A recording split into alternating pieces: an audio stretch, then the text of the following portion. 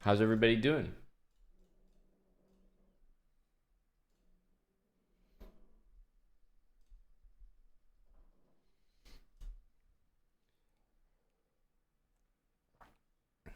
Thanks for that, Kamarainen. 2 years. Thank you very much. Happy Friday. Yeah. What the heck? I'm a 9 to 5er. It's Friday for me. I'm enjoying.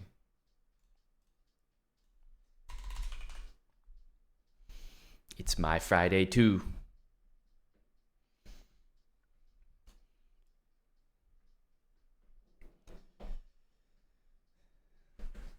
It's important to claim the good morning JL Pauls because then I can say, oh, I've been live since the morning.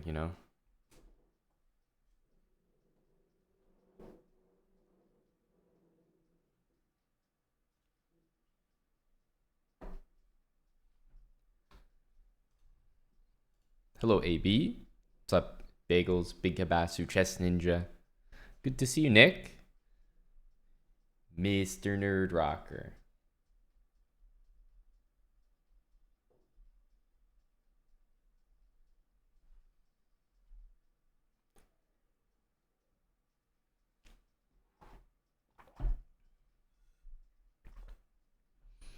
I saw that this Bughouse thing was happening pretty much right as I was gonna stream, so I was like, okay, maybe there's some Bughouse to watch. I have no idea how it's gonna be. I guess it starts like now or something.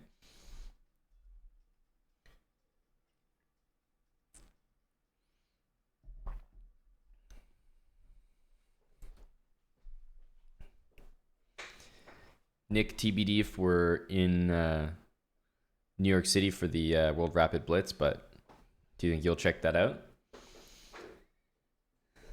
It's looking possible, but TBD.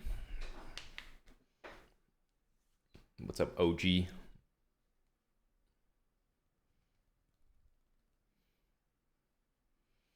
Xenorost.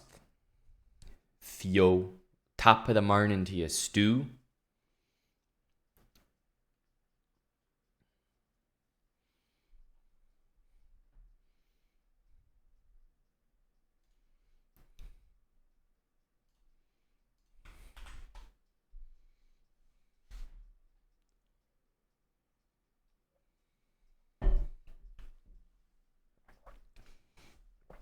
That's right, Chess Ninja.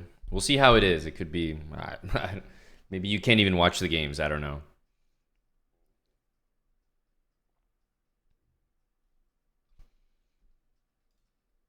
Probably sweaty stuff. Yeah.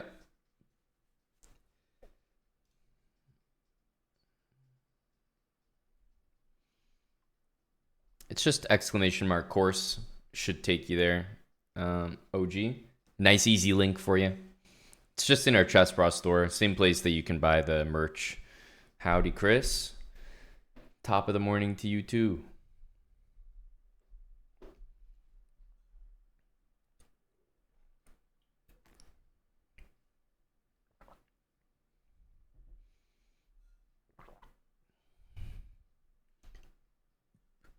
Hello to Himothy.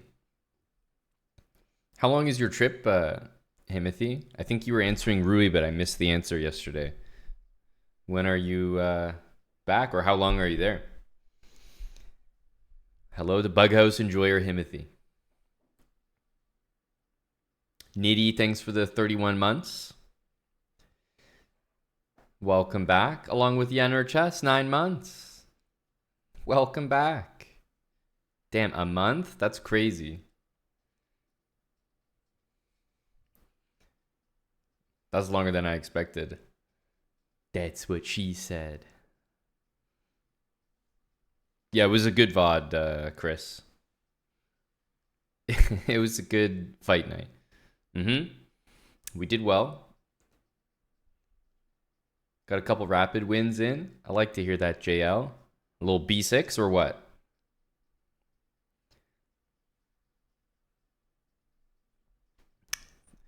Thanks, Joey. Yeah, obviously I've never scored higher than that. I've never equaled that or scored better than that. So might be as good as it gets for me. I'll take it.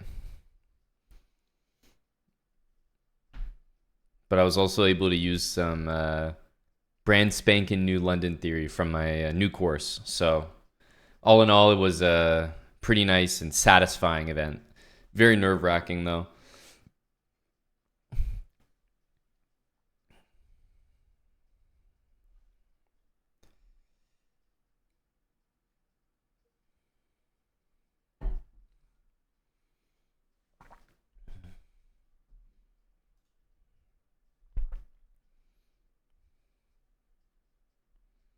I think the first match is Arjun and Nihal against Jeffrey and a Wonder. So I think it's just all GMs.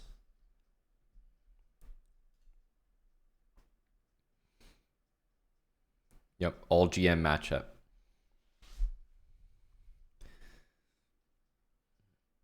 Back early September. Great stuff, great stuff. Yeah, we'll also be back early September, later next Thursday, going to Japan for wedding.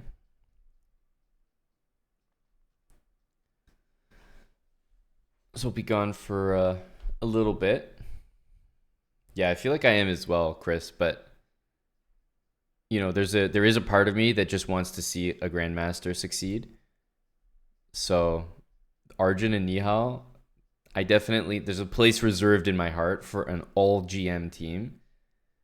To win like against the Sweaties. You know, it would make me happy to see grandmasters defeat basement dwellers in their own Olympics.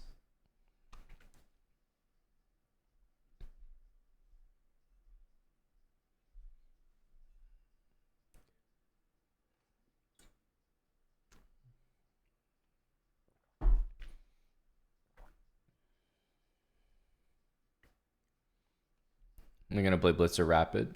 Yeah, probably. I'm kind of waiting for this Bughouse thing to start because I'm curious if we can watch the games, or like if it's gonna be interesting. It might be like completely boring and hard to follow, but I'm slightly curious. It's supposed to start on the hour, so 5 minutes ago.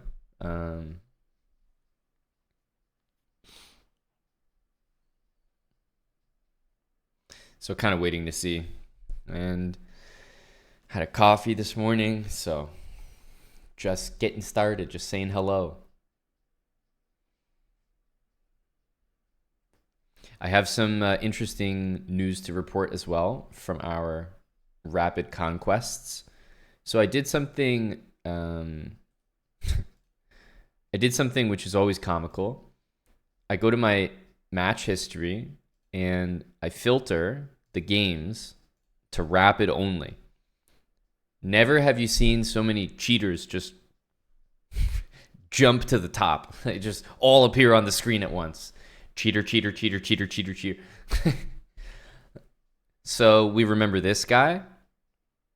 Remember I said that this guy was not a human? We played this London game. I was pretty happy with the opening as white. But at the same time, like, somehow he was kind of holding everything.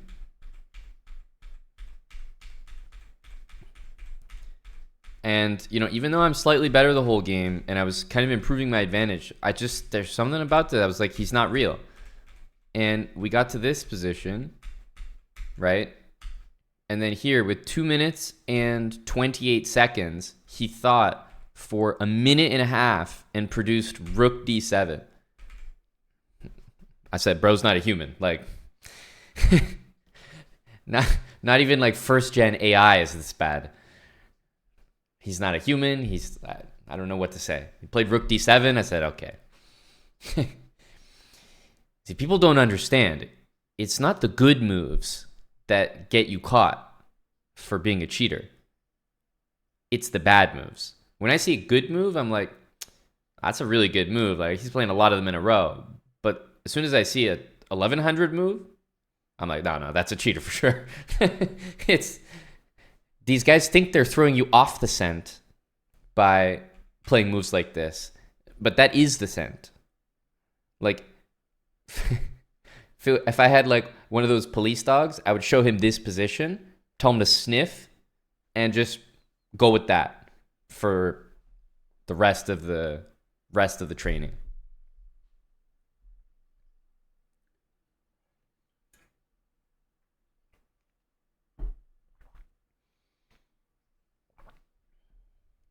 So rook d7. So we had our buddy here, Luis. We won that game, of course, but obviously very sus. Then we keep going, right? Okay. What do we got? What do we got? Oh. Now, who remembers this game? As soon as this game happened, I said, no, this is very suspicious. And again, it's a hard thing to justify in the moment because I had an advantage this game. But he was just playing some moves that were so strange, and he played them so quickly. And like, how do you play such strange moves so fast?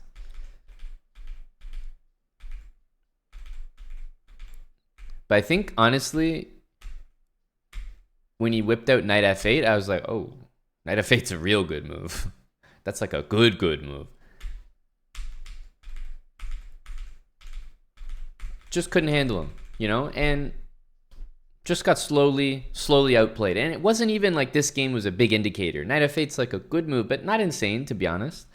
But there's just something about the way the game felt while I was playing it. It's like he had knight on b7. He's just not stressed here. I didn't seem to ever blunder like past the point of no return.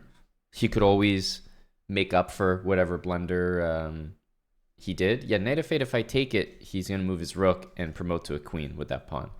So, then there was this one. But I knew this guy was strange as soon as I played him. So we got a little refund there. Then we had this one. You'll notice that most of the cheaters in Rapid, I'm actually beating because I think they're concerned about beating me. They're like, oh, wait a minute. Hold on. Let's throw him off the scent. Let's lose to the GM. Then we'll never be suspected. So I end up winning all these cheater games.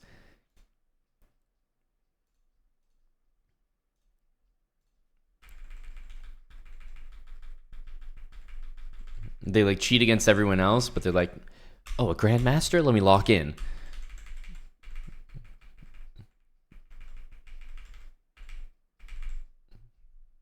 Okay, no problem. Okay. Then we had our buddy here.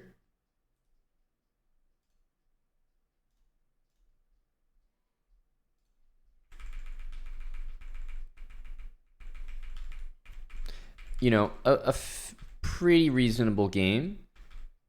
D4, things were starting to get sweaty. But then we end up winning very easily. Okay. Then we had this guy who seemed to play a very strange opening. Bishop d7, bishop c6. And somehow it justified itself. And yeah, it wasn't really better here. And then he puts his rook on this very strange b4 square and just traps it. And then loses every single bit of material and gets mated. Like a 1200. And then, to top it off, we have this guy, which honestly, he played normal for both games, but he must have been cheating against other people. And so I go back, and this is now 2023 June. So this is more than a year ago. But I'm like, why was I playing an 1100? I did some research. South Georgia. This was when I was completing my chess.com passport. But I was like, why am I playing an 1100? That's why. I had to play South Georgia. But then I was like, well, how is an 1100 getting banned? Then I look at the game and I realized that the 1100 I was playing played out of his mind. 1100 in rapid. We had like a highly competitive theoretical discussion here. Like, just pristine gameplay.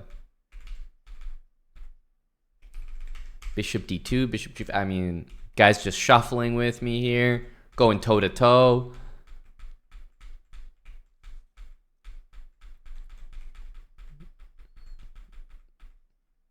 Oh yeah, this was bishop c2, yeah. With a nice trick here. Queen d7, queen d3, queen f7. Yes, so now he can take it because queen f5 is check. It's like, god damn.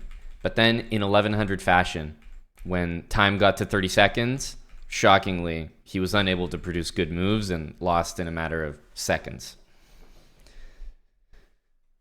So, just always interesting to look back on the rapid games of the past, and there's just so many things to discover in there. But I actually ended up winning against most of these cheaters. This guy was hella suspicious. But the one that actually, caused some damage, that we took a hit from, Vader 10, we were able to get a refund. So that's a good thing. That's a good thing. Ralthor the Dwarf, thanks so much for the 4 years. With Prime as well. Thank you, Ralthor.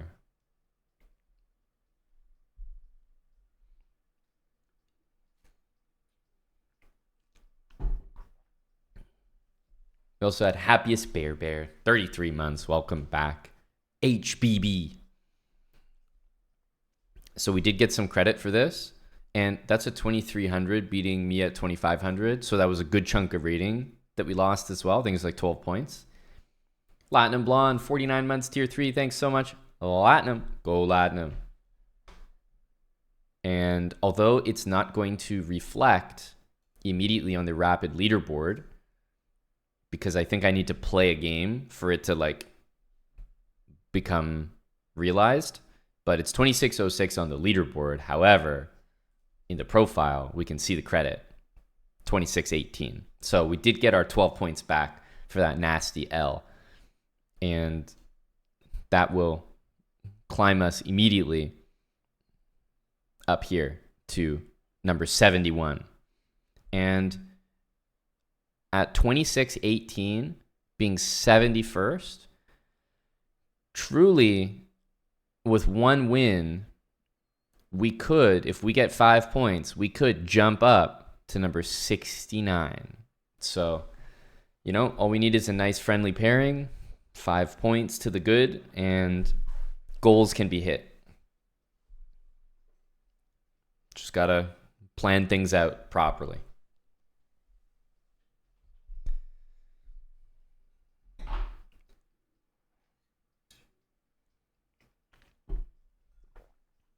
So there we go. That's my overnight rapid summary. In effect, we didn't need to pass Buddy Pranav because we just did it automatically. A little leapfrog there. Okay. Looks like they did start. So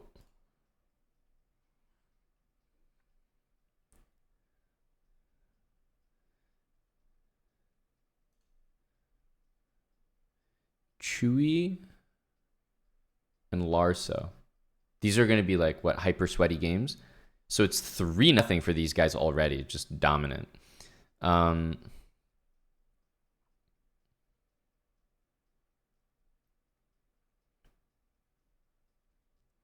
Looks like some stalling tactics happening.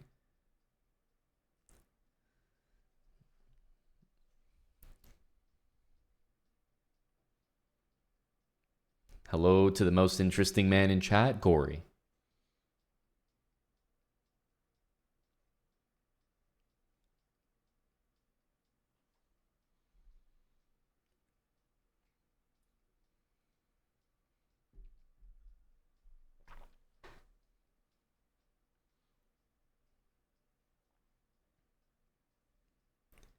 Damn, 21 seconds to 22 seconds. The stalling and everything is like right on point.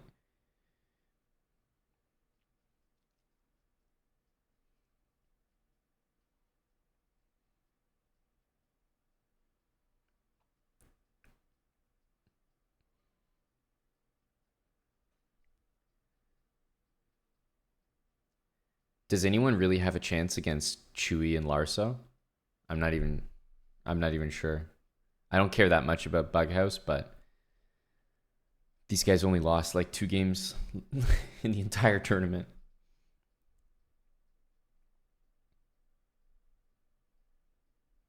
There's going to be a flurry of moves here.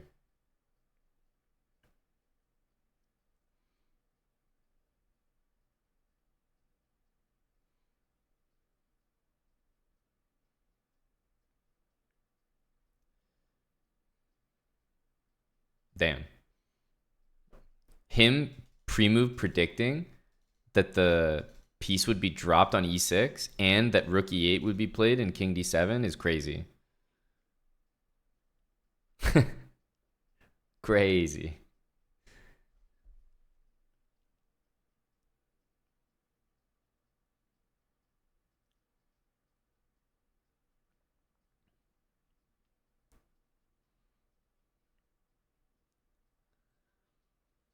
Is there incentive to stall? Only if you look at the other person's clock. Like right here, I would say that Chewy's in trouble based on my limited knowledge of the game because the other guys both have like 15 to 20 more seconds than the opponents. So if I know anything about Bughouse, I would say this is a pretty nice position for yeah, like this should be dead lost. I think he's just lost immediately.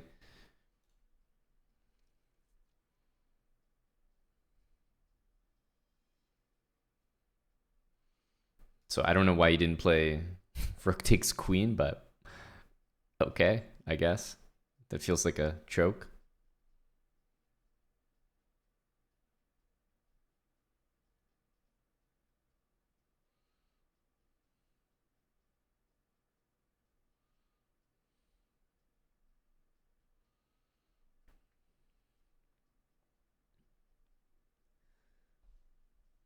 Yeah, and because he has what, a minute and 7 seconds to a minute 33, then the other guy's not obliged to move, and they're just gonna wait for him to move, and it's mate in 1. So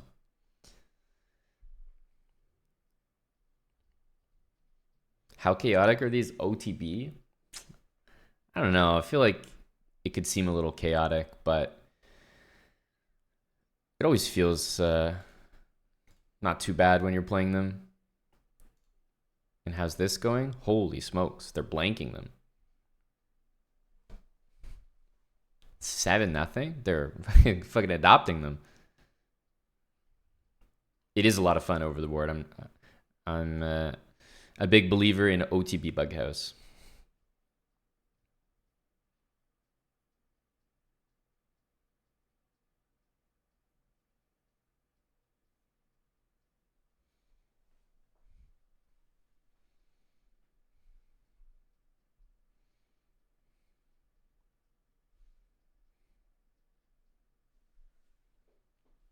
Wow, queen takes g3. No, Arjun and Nihal are pretty good. That's the thing. I mean, they played a qualifier and they did quite well.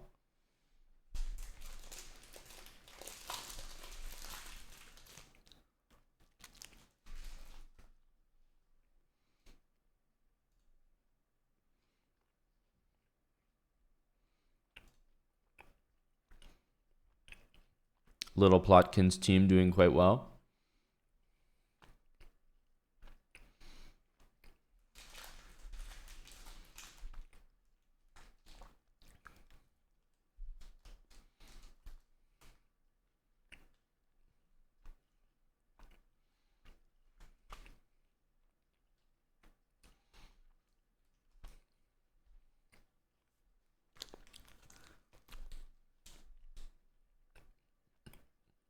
What, he's waiting for bishop at f4? King here, rook there, and that's checkmate?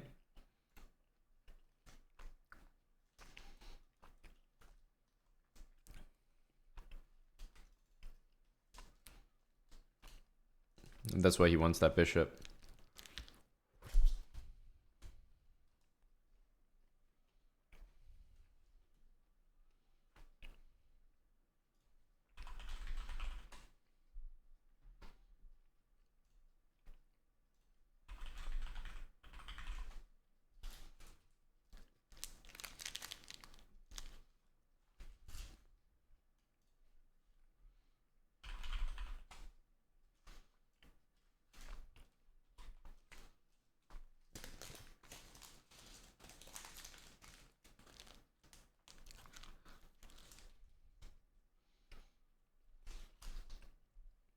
OTB Bughouse, by the way, is usually what strong players like to play because then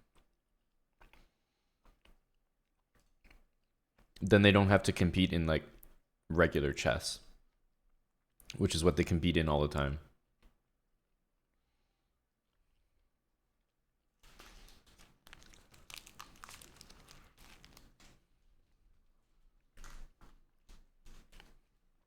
Let's say like after a tournament, would like a GM want to play Blitz against Hikaru or play Bughouse with Hikaru? Or against? You just rather play Bughouse because, I don't know, it could like reveal prep, damage confidence, like just not be nice to get blanked by Hikaru in Blitz after a classical tournament for fun. Whereas in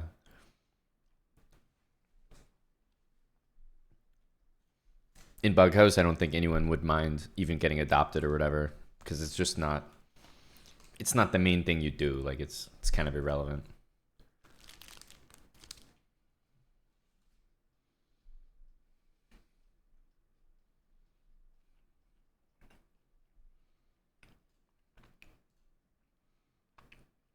So I think, what, do they just play like nonstop?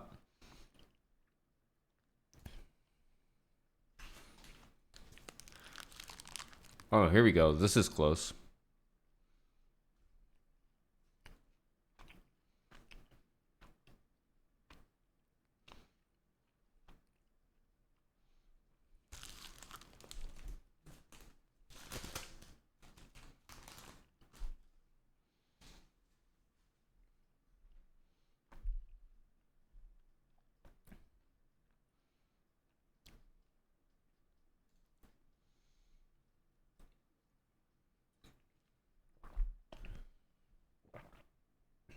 So there's 2 minutes left on the, let's call it match clock.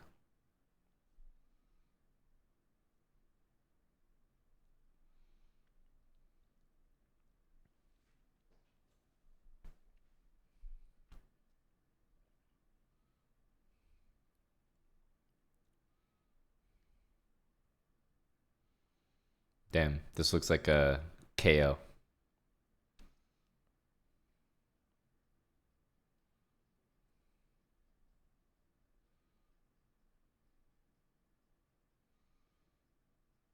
Looks like it should be at least. He needs to move though. Maybe he'll do this. Covers this and this.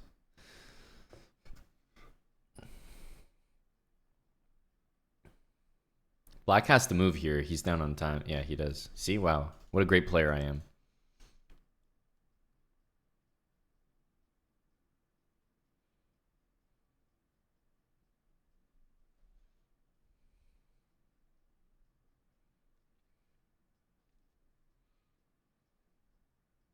Look at this king. He's getting mated for sure here.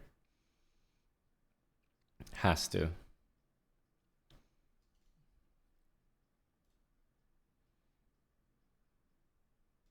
Knight c4. Oh my god. Knight c4 was mate. Massive choke. Knight c4 was mate in 1.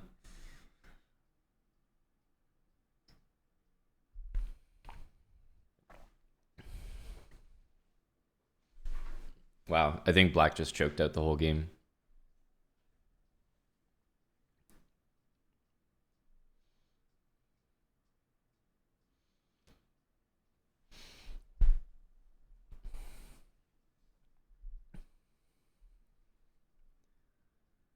Okay, so I think it's done. And I'm not sure if this game will count or not. White's getting mated here. What? That's such a weird move, but I guess.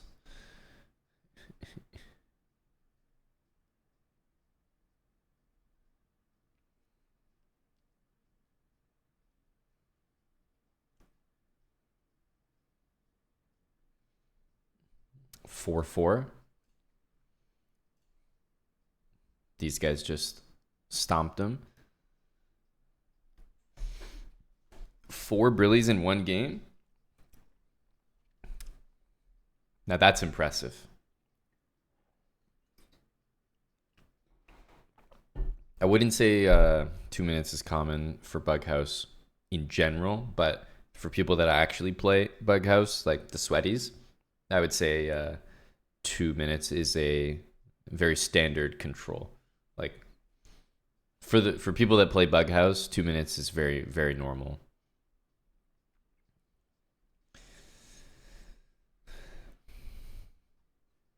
Wow. Nubian King. Hey, man. What's up? Happy Friday. Where are you at right now? 109 months.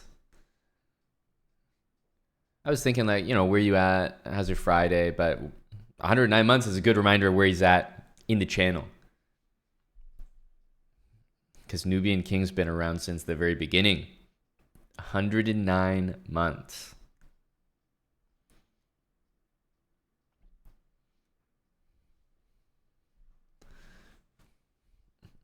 Just got engaged. Let's go. Congrats, man. Happy to hear this news.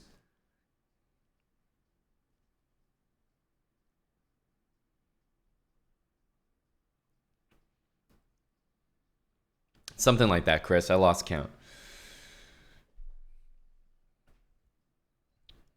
Happy to hear that, Nubian. Talbas, you've been Londoning heavy? I released a new London course, speaking of the London.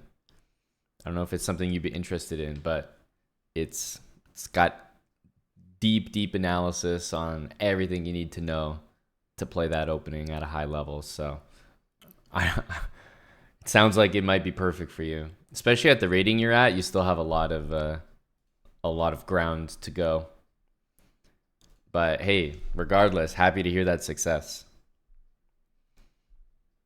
That's right! Exclamation mark course, Chess Ninja. Let them know. Let them know.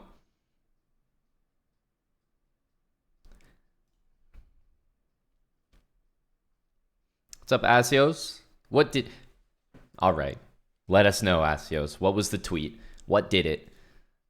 What did it? How did you push him over the edge?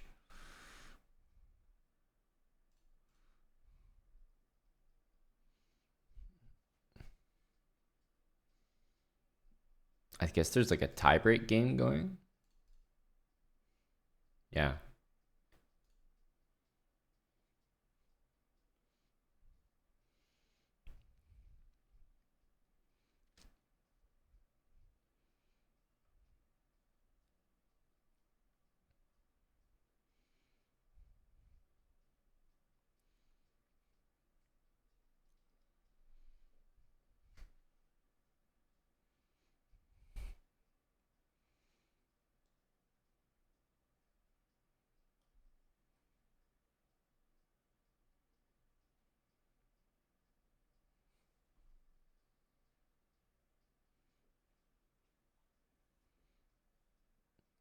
You took a polygraph test. You asked them what they're measuring because they sure can't detect lies.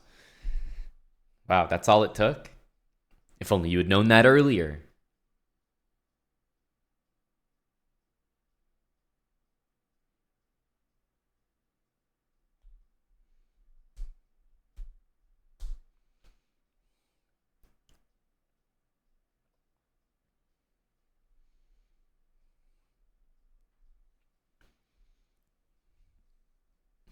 Ixie Bootsy, thanks for the 54 months for the boys.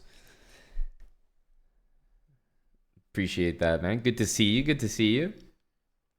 And we got all sorts of people checking back in today.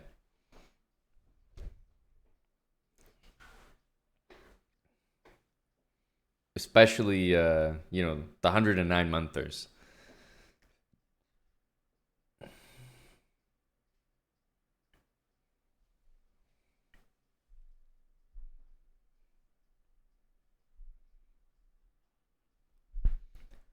A little Friday reunion. Yeah, Ralph, it's well known that, if once you're sub for over 100 months, Chessbra automatically provides you an arranged marriage if you don't have one sorted out already. So it sounds like some people figured it out on their own, but that's for all aspiring subs.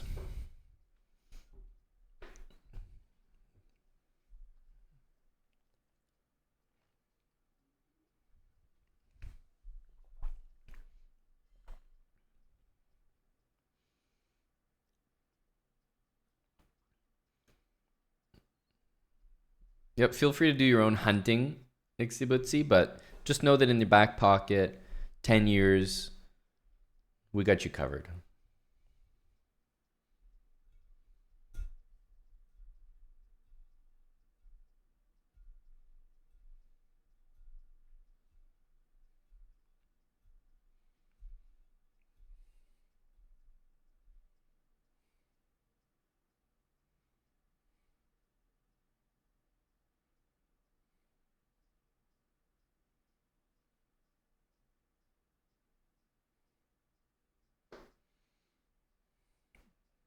Damn.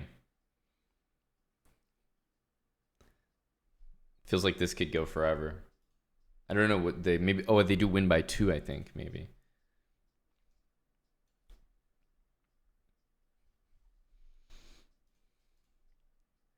Yeah, Futoto, you clipping that for you or for a friend?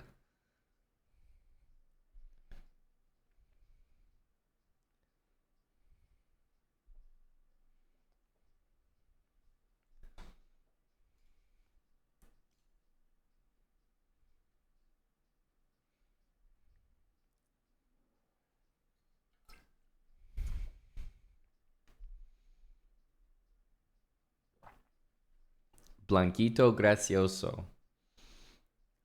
It's good to see you. It's interesting because I haven't seen you since I played that guy.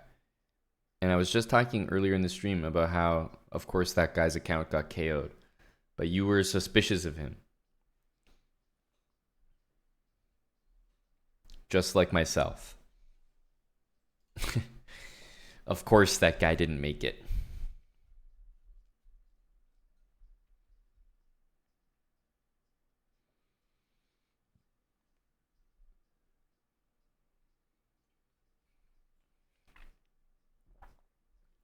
But as I said, I think we need to um,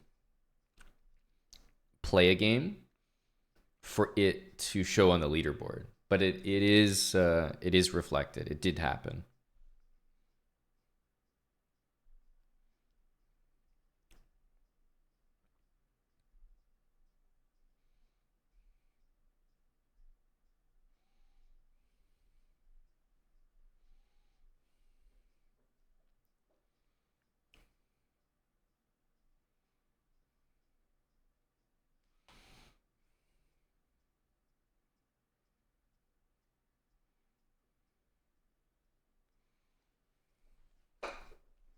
This looks like a problematic position here.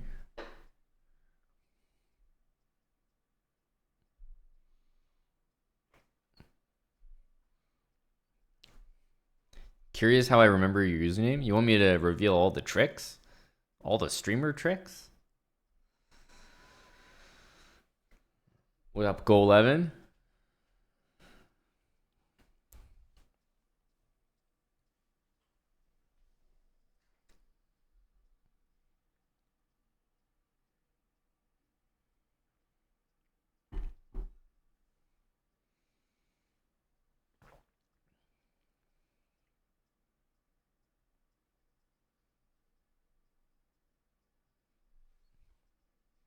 I think that means they win.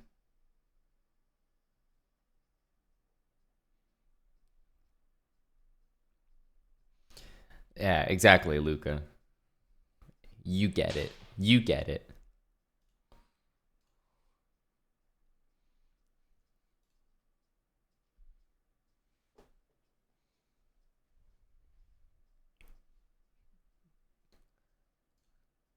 So that's today's plan. Just need a game, and then we have some unrealized gains right now. Hello, Meta Nick. Online Bughouse just doesn't hit. It doesn't hit like OTB Bughouse with your buddies.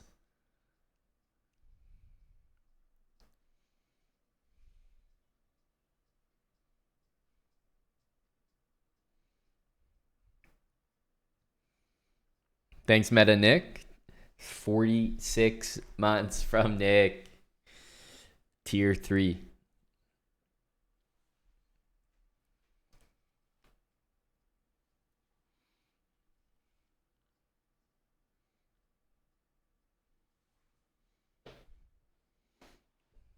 Attending a party over Zoom.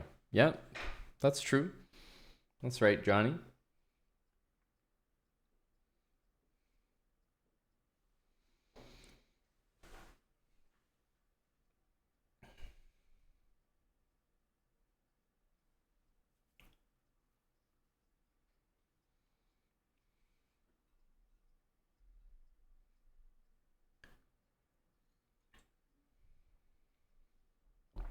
Yep, Cherry Blossom. That's right.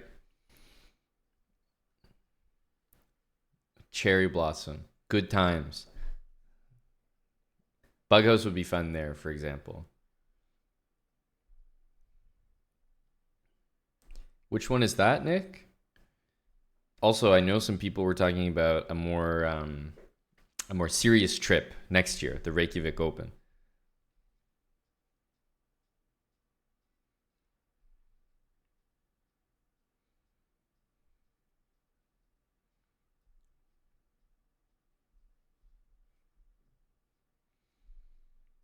Iceland is usually April. Yeah, usually April. Maybe it shifts like here and there every year, but the dates are usually very consistent. April, 2025.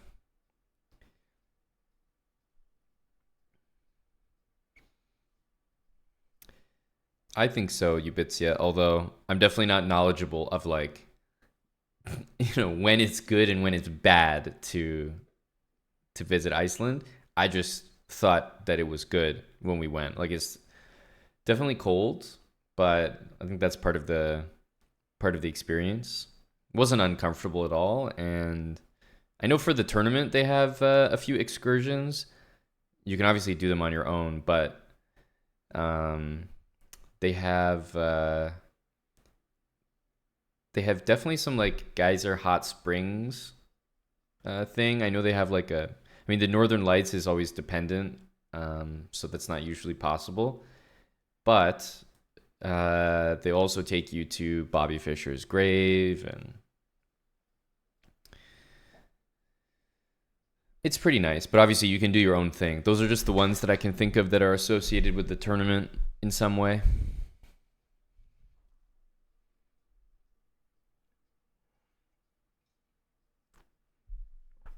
But I think you both would enjoy Iceland, Felix, definitely. And I know a few people have been talking about that tournament, Buddy Cuz included, Nick. So, and I've been to Iceland like 3 times. Like it's definitely a tournament I recommend, especially if you haven't attended it before. There's GMs there. It's an open tournament. You might get paired way up and play one, which is really cool. They're in the same playing hall, and in general, people are. It's not too sweaty. Like people aren't there super sweaty, like studying super hard out there to like destroy you. People are there to visit Iceland as well, and it's a has a fairly laid back atmosphere.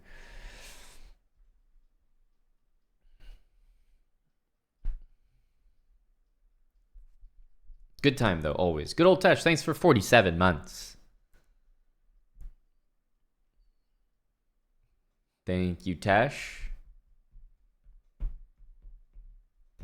22 months left of this particular scam. Well, don't worry, Tesh. We got other ones for you. Like, as we've been saying, if you're short on a life partner, 100 months, and, that's the Chess Bra guarantee.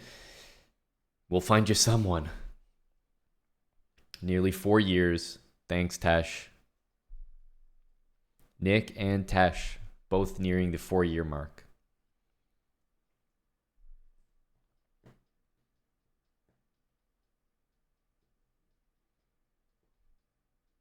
Yeah, back to tier 3s, Ralph, for like the same amount of time. It was Tesh tier 3 47, Nick tier 3 46. Same trajectory. Hey, Bogdan. It's going well.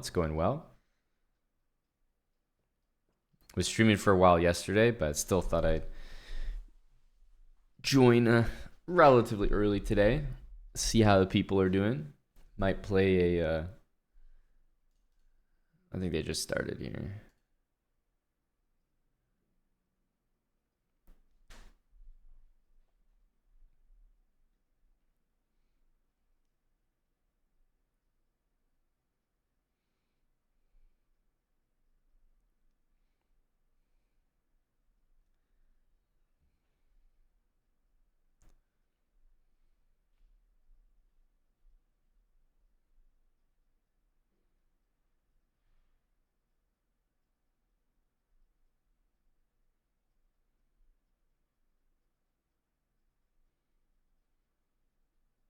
Riblet, another one.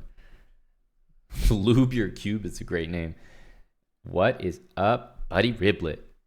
Holy, another tier 3. It's a tier 3 train right now. Go, Riblet.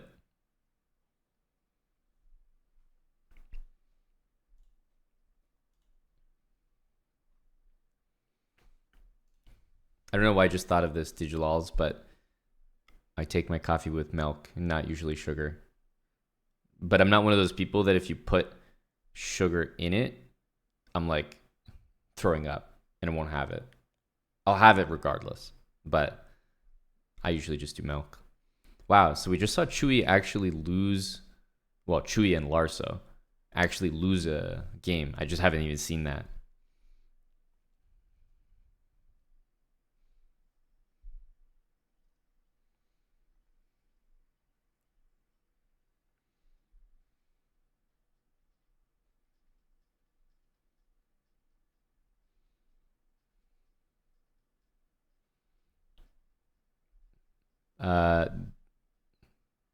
This is Buddy Chewy. Yes. That's right, Mr. Nick.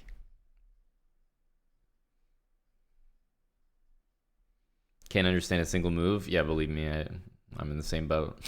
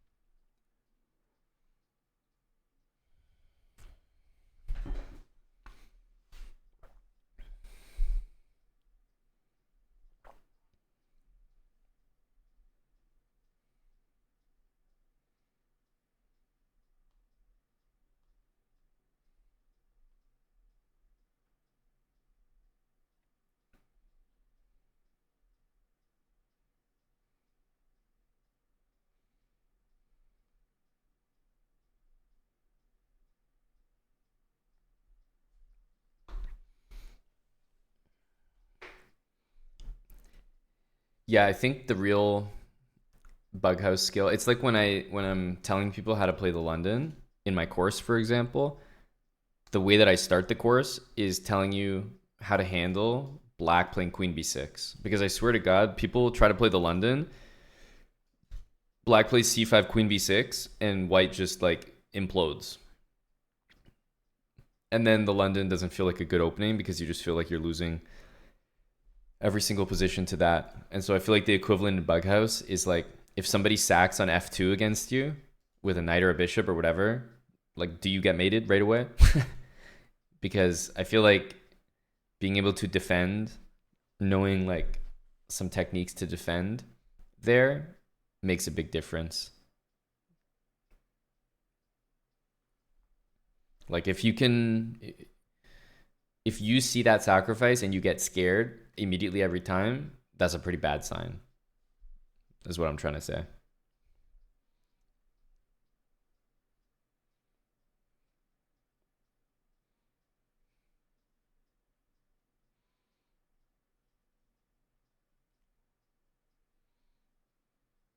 Wow, 2-2. It's a very close match. And what are the other matches? Look how fast they're playing though, right? 2-2.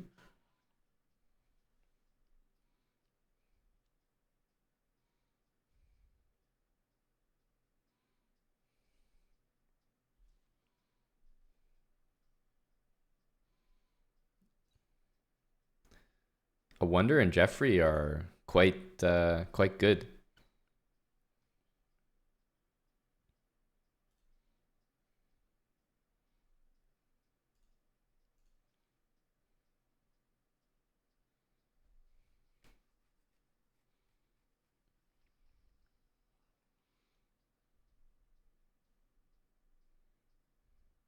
This looks completely dead.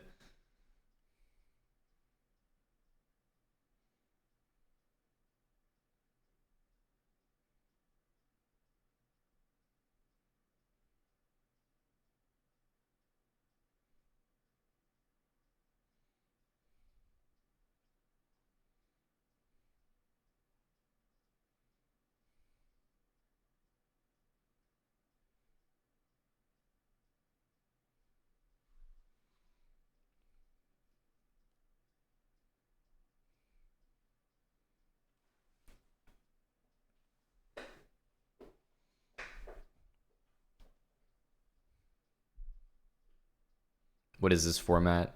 This is Bughouse nonsense. I think they have 20 minutes to just play Bughouse. And whoever has the higher score after 20 minutes is the winner. And if it's tied, I guess maybe you have to win by 2.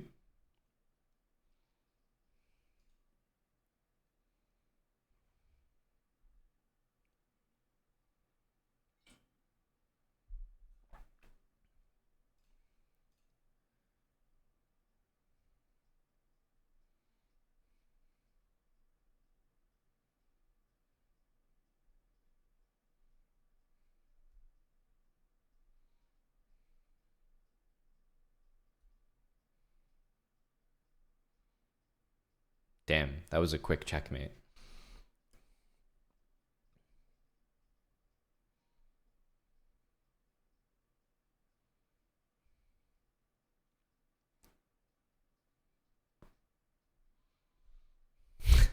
What the hell did we just watch there?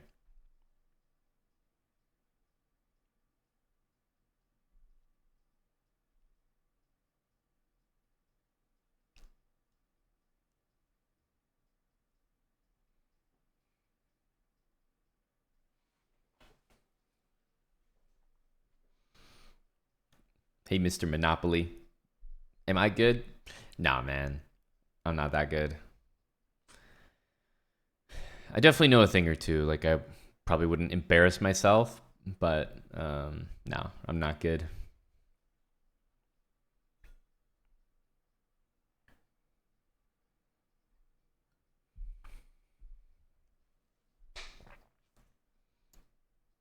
Yep, whoever checkmates first on either board, or whoever flags first loses on either board.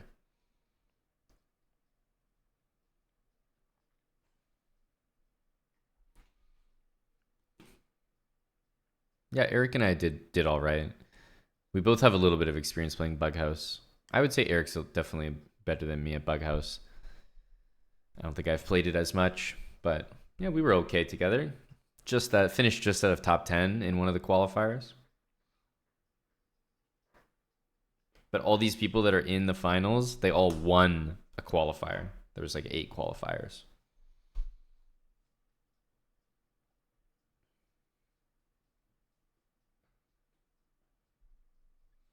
Oh, they're starting to rack up the score. Starting to run away with it.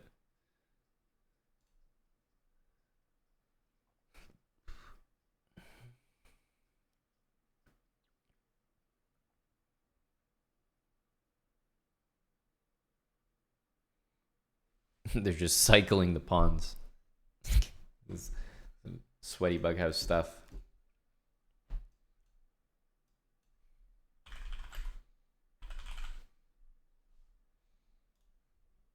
Didn't know Tang was good at Bughouse. Yeah, I guess a lot of the younger American GMs are actually pretty good at Bug. It wouldn't surprise me if Sam Sevian was decent. Wouldn't surprise me if Christopher Yu was pretty good. A Wonder, Jeffrey.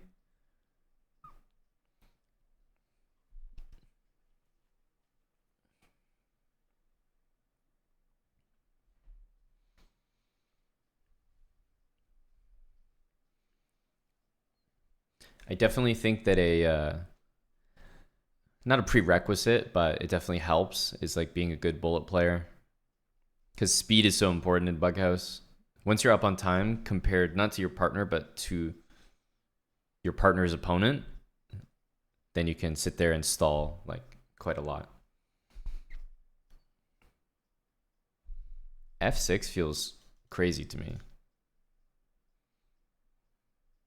But what do I know?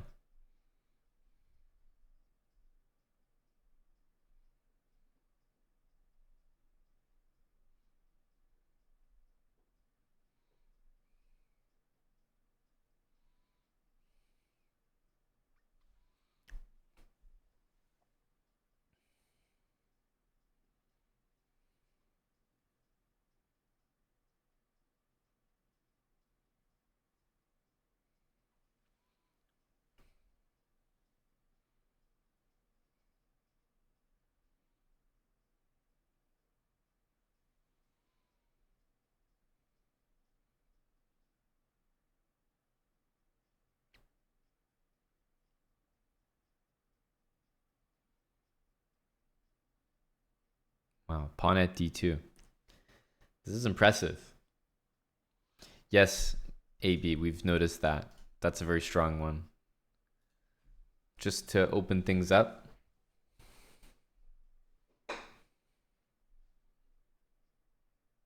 Yeah, I think knight takes Gory. There would be pawn takes f2, queen sack on f2, knight on e4, and then black had another queen to drop on f2. So I think that was a forced mate. Plus, his partner was actually mated there. Hello, Mr. Tom. I was actually just replying to you. How is it going, buddy?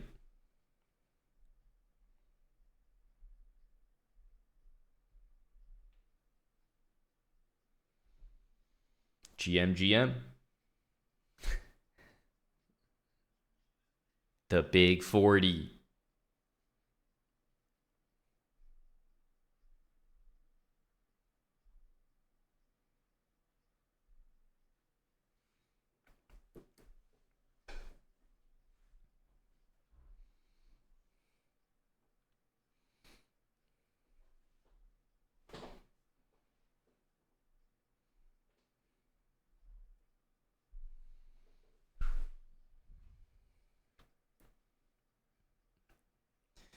Thanks, Grilled Peppers. 40-month resub. Using Twitch Prime.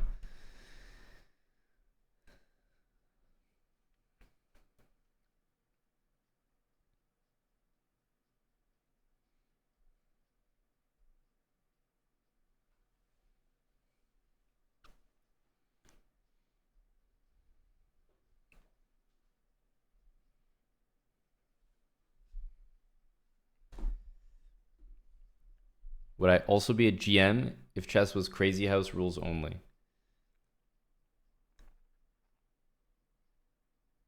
Um, I'd like to say yes. Hard to speculate. Do I think there would be more or less GMs? I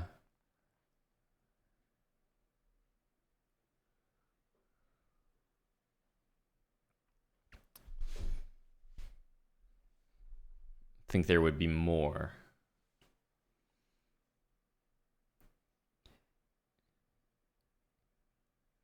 Yeah, it feels like by doing that, you eliminate the possibility of an end game. Like, there's going to be no such thing as end games anymore. So you eliminate a lot of the technical aspects of chess where you could kind of set yourself apart as a strong player. And for that reason, yeah, I would assume there would be more GMs because it'll be probably a lot easier to become one. Well, no, Crazy House is single player, Ralph. It's like Bughouse for one person. But yeah, because I think the skill threshold would be lower, I expect there would be more GMs.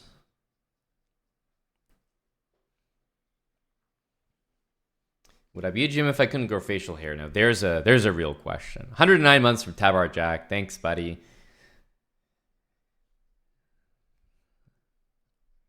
No, I need the facial hair gambit for sure. All right, maybe we can tune in the finals. Just wanted to check out the event, but it looks like they do like 20-minute rounds. So it'll still take like a tiny bit before they get to the finals.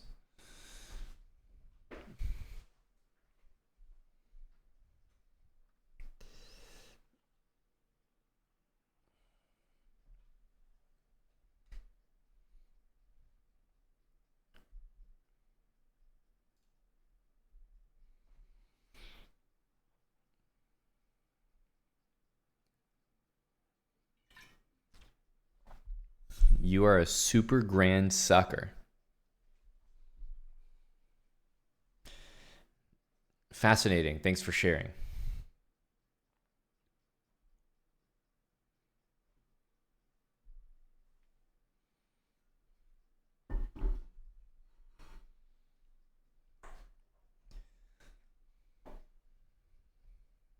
Falling asleep there, Captain Micmac? Bughouse was doing it for you?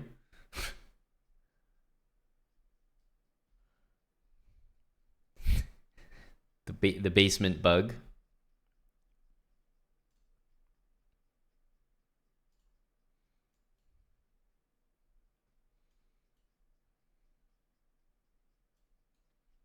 Okay. We'll play our opening here.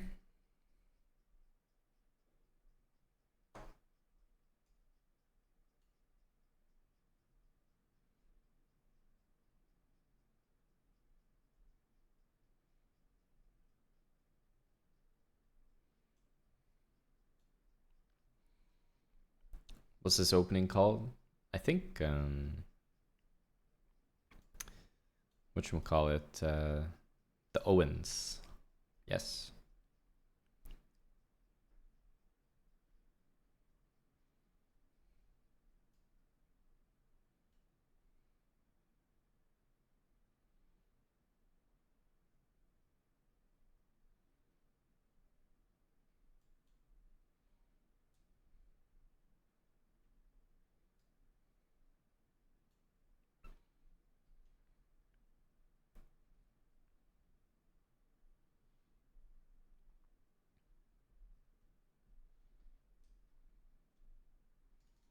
Right there. I mean, we got to take this.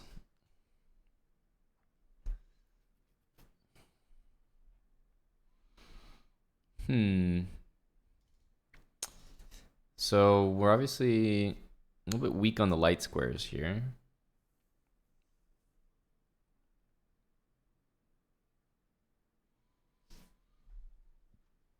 D5 definitely comes to mind. And I suppose the other moves that come to mind are like knight h5.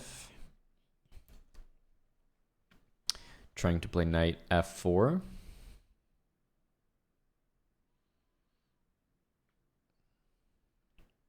Because it does seem like we will be able to achieve knight f4. So knight h5 seems good. d5, we might see like knight e3. And take. I don't know if I like that. d5 is happening. Feels like white's getting a lot of simplifications. So I kind of like knight h5 a little bit more for that reason.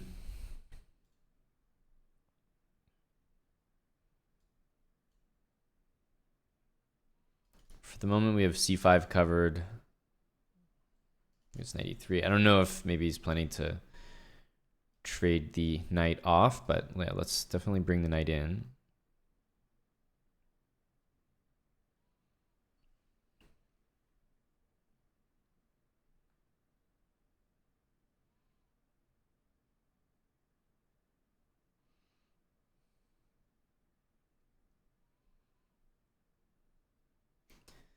So knight f6. I mean, I like my knight here. It can't really be traded off just yet, so maybe we don't need to rush or anything. Most likely white's next move is b4 or like some rook moves to the center. I mean, yeah, I want to put a rook on c8, but I mean, it's not doing that much. It's still an open file, so it's probably where my rook should go, but yeah, it really isn't helping me that much.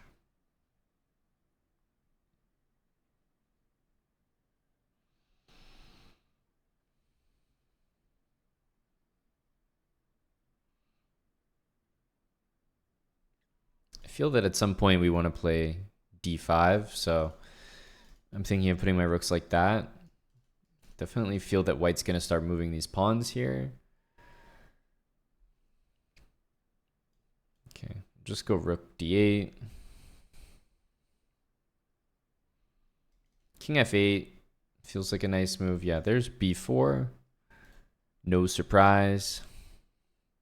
So now d5 always gets met by c5. So that's definitely annoying.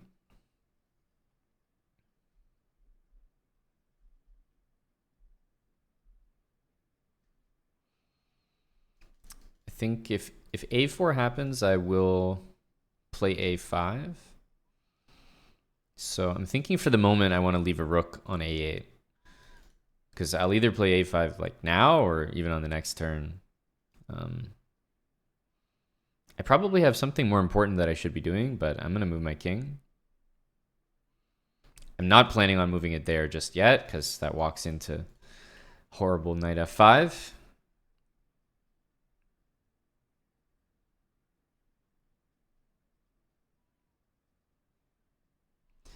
g5 also looks reasonable to support the knight here.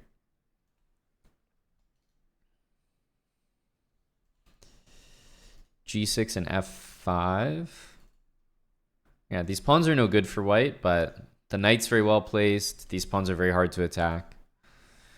And my light squares are weak, so this is a good bishop for white to have.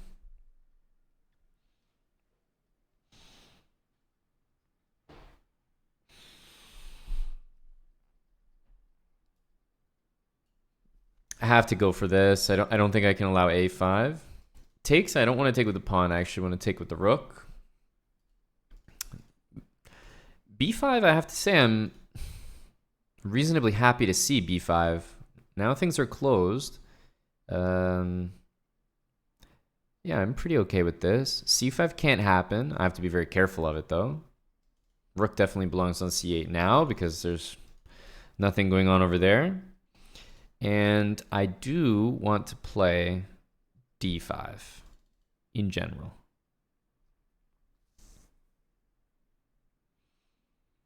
So like knight here and d5 would be great, but then this move can happen. So let's start with the obvious move. think he's just going to respond with the exact same.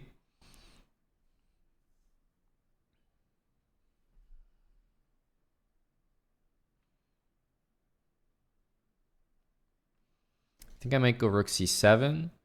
Not only do I like the ability to double, but could also be useful to be off that diagonal in the future. So I don't know about rook c7, but I'm getting a decent feeling about it. f5, d5 looks wrong. There might be knight e5 there.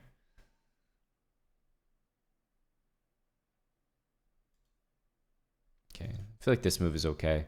Still knight g2, there's knight h3 check all the time, so he can't remove the knight just yet.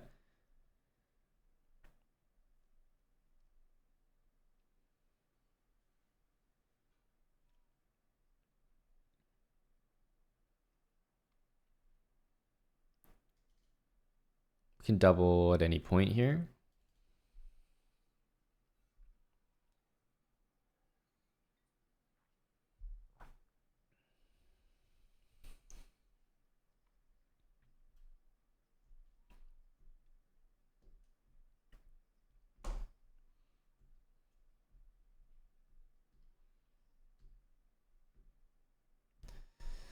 Okay, rook d1. I don't think this is the plan, but with this pin here, it becomes more and more possible.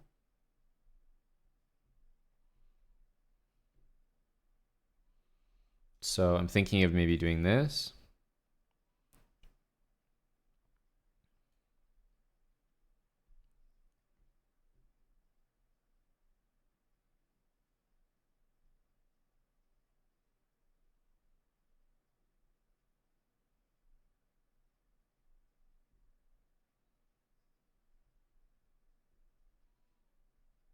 Okay.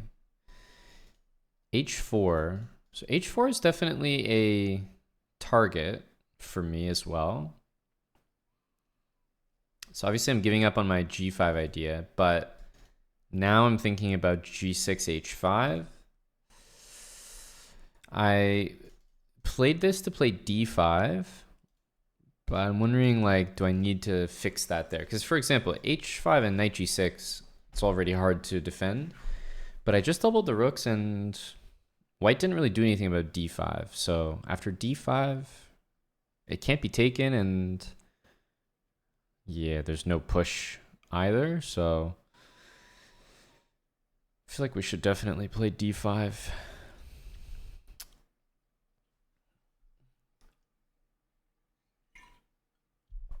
Yeah, this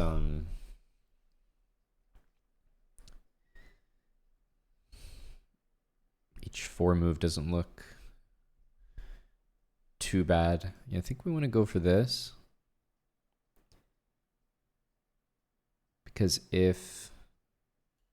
probably want to play the end game after this. I don't know if we can take the pawns, so we might have to trade knights. But the fact that neither of those moves is playable is pretty good for me. If these pawns trade, which they will because I can trade at any point, then honestly the pawn structure is just so weak after that for for white.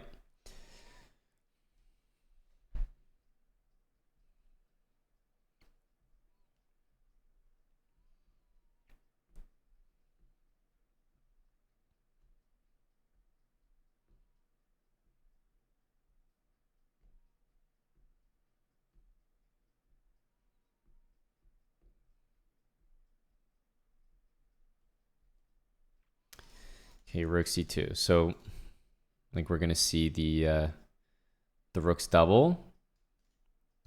If we take,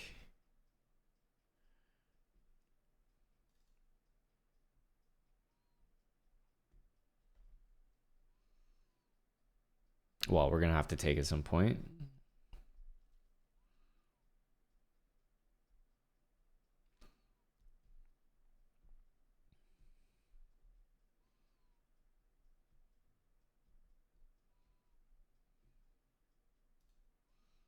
I think we'll just go ahead and do it now. One thing about moving my knight is that the rooks double and then c5 becomes a plan. Or to be honest, c5 might be played immediately. Not sure if I like that.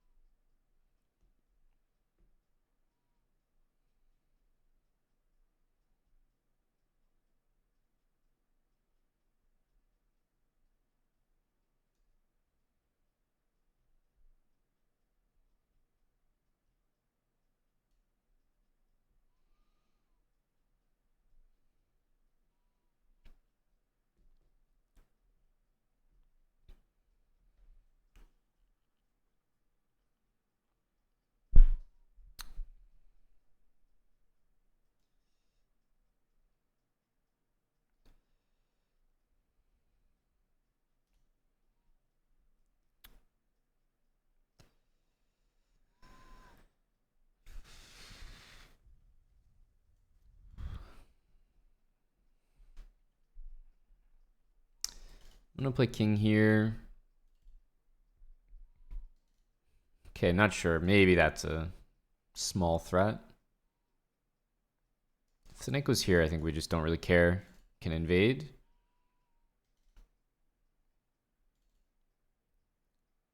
King e7 is a move I definitely want to play.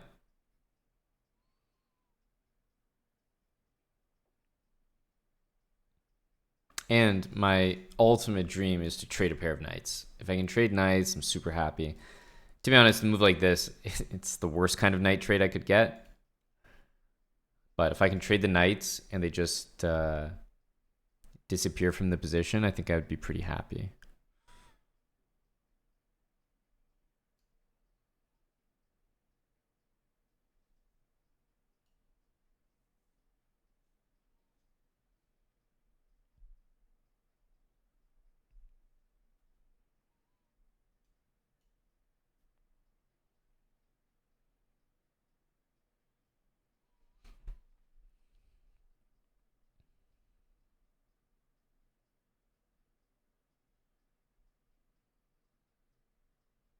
Stopping knight d6. We'll almost certainly see this.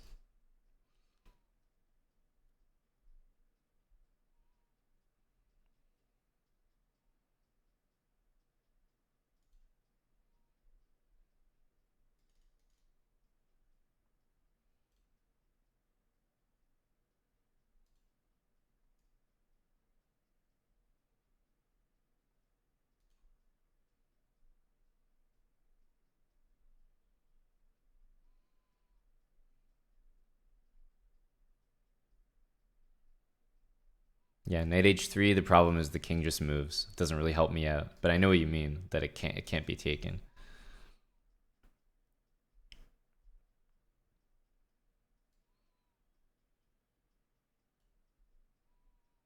I think I'll use this moment to, because he can't take, to get this knight maybe into d5.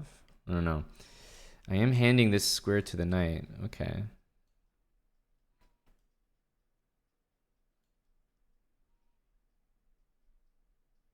I really want to trade a pair of knights. Knight e3, we can take knight d5, knight c3. We win something.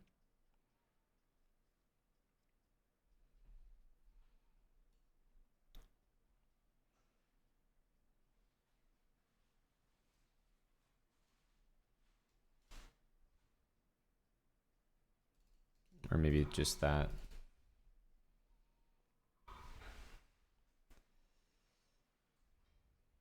Knight c4 is a problem.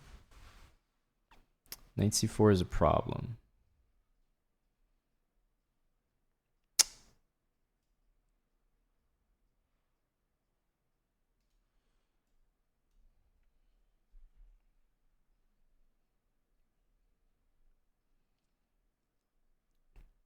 So I can actually take this. If he takes and goes knight c4, we can go knight c3.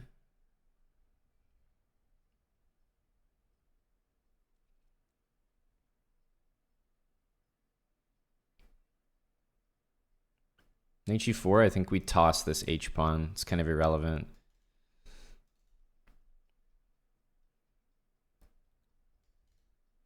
Yeah, h-pawn means nothing here.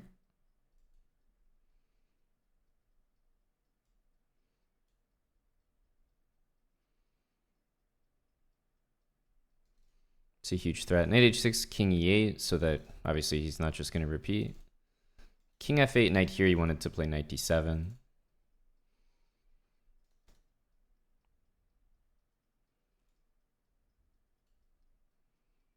Yeah, we can just take that.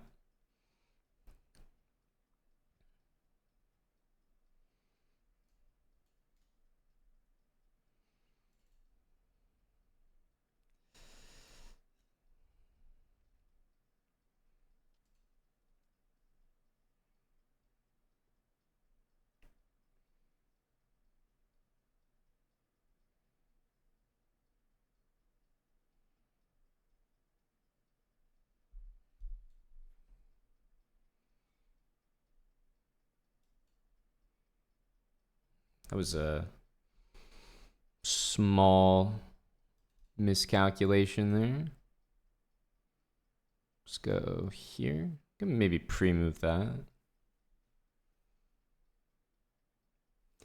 Should just like, obviously I should push the pawn, but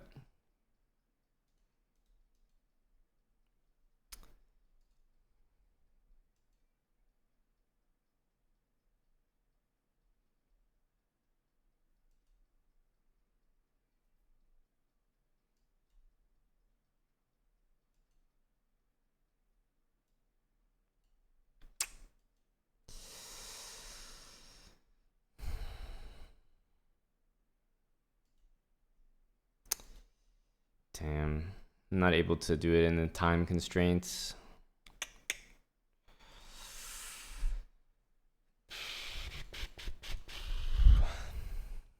It's a real shame because it's quite a nice game.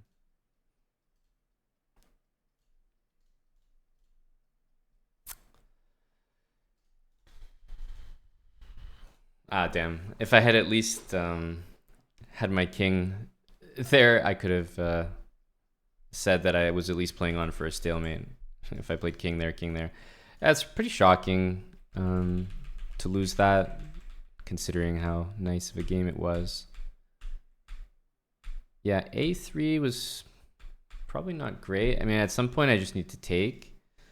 I just didn't want the knight to come back and cover. It's still winning, but probably the simplest is like just force the knight to go there and then just like go win everything with the king. But definitely pretty surprising. Definitely pretty surprising not to put that away. Yeah, it was a really easy game. Really easy conversion. D5 admittedly was like kind of good. I should maybe take with the knight now that I'm looking at it. Yeah, a4 is not that good because takes and he can queen. So that's too bad. Yeah, I usually lose the first game of the day. It just kind of happens that way. Don't take d5. Well, no, a4 is a blunder, thanks Evolve, so we definitely made the right move there.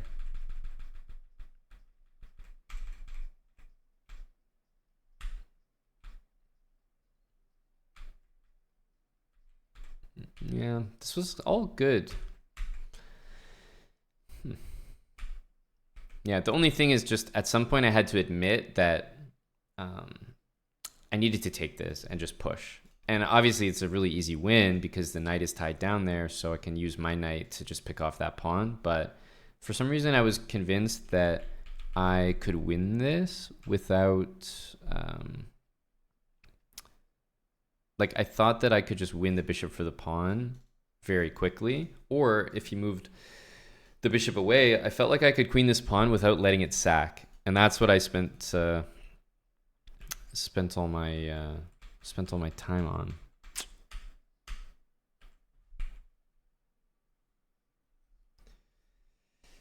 Yeah, no, thanks Evolve. It's not possible though.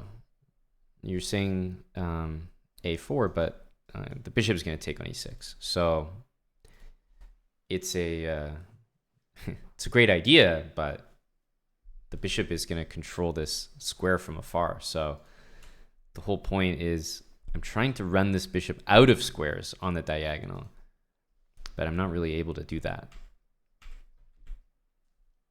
It's amazing because like I'm attacking the knight and then I'm also attacking this bishop, but somehow there's like just another check every single time. So I can't actually win a piece here.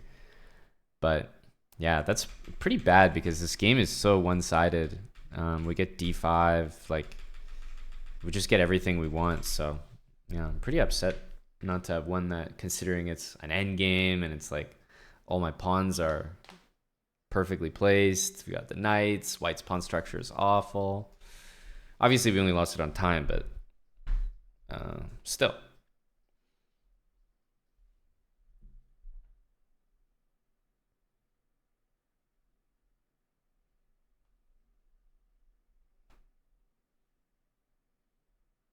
Hey, cuz. Thanks for the 103. Tier 3 103. Thank you, buddy, cuz.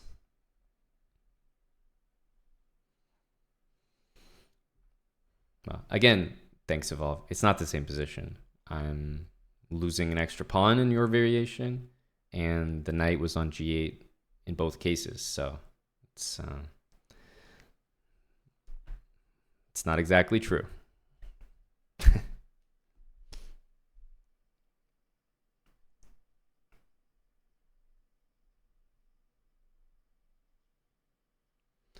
TVAP Twitch, thanks for the year.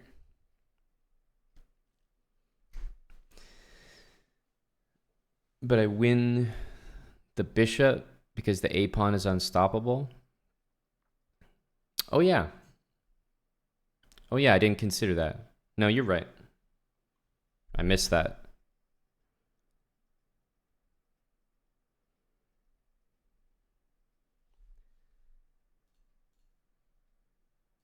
Thanks to the tier 3 cuz.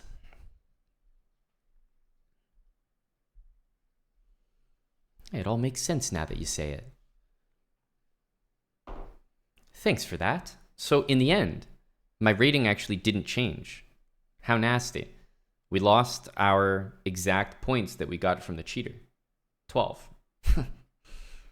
No surprises today, I think, MN. I got nothing for you.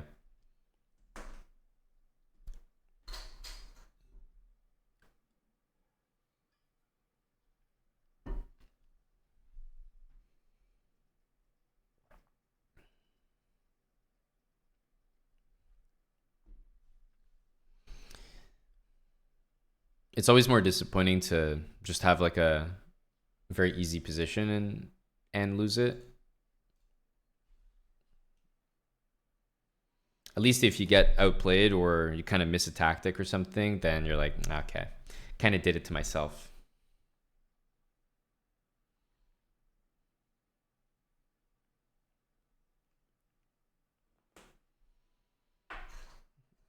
Atlantic Open. What's the Atlantic Open?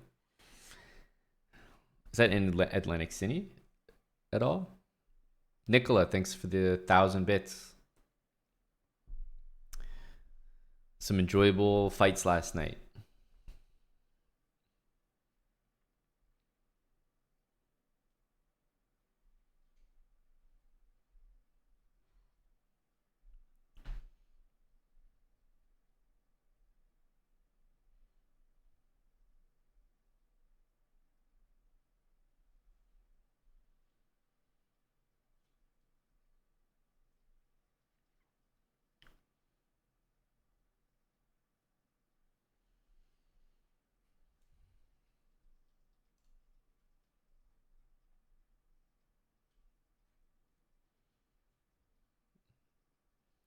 Well, is it FIDE rated, cuz? Are you bringing your brand spanking new FIDE in there?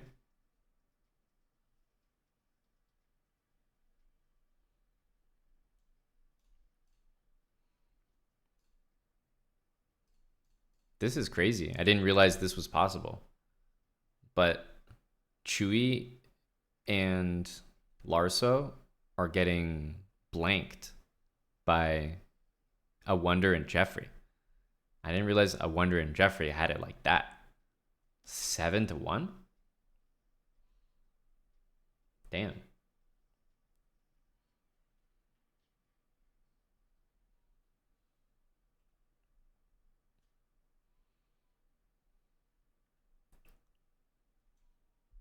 Of course, as I say that, they win a game, but I think it's impossible to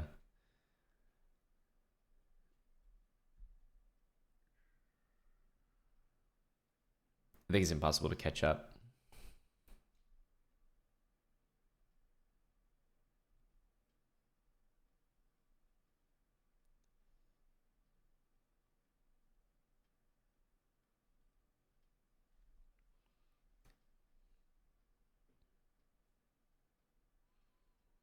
Hey, if you're feeling it, cuz I don't see why not. If you're in the chess mood, how do you feel after Croatia?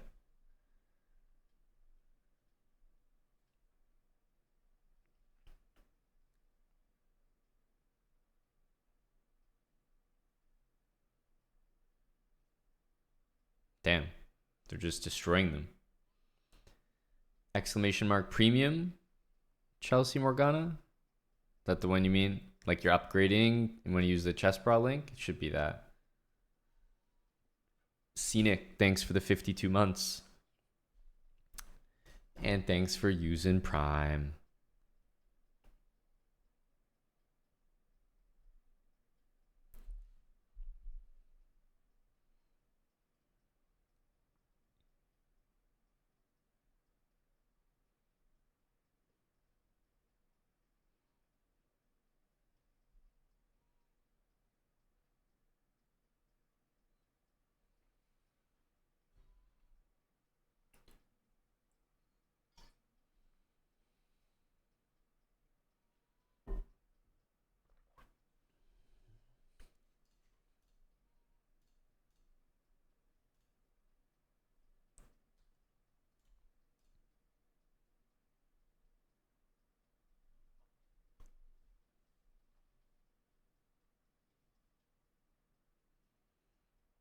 Can't see the entire board.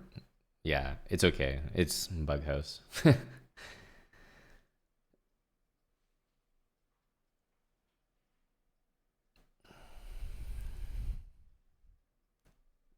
Metanic was just in the chat, cuz I think he was saying that he was going to join you.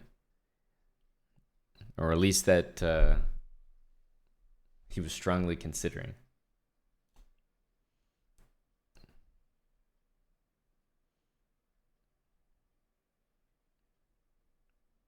He said he's about to play in a tournament with some bras next weekend. Oh, you mean the guy got the dates wrong?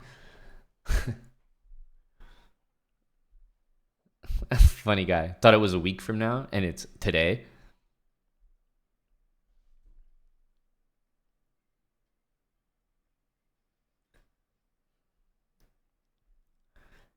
Well, that's tough.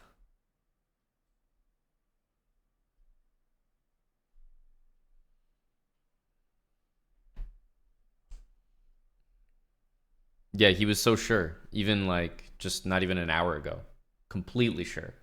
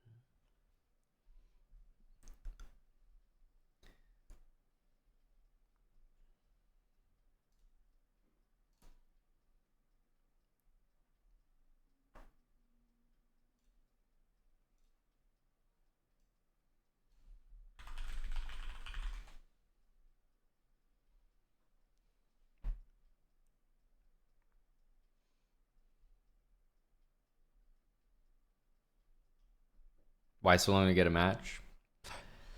I don't know. Nobody seeking rapid above 2400, I guess.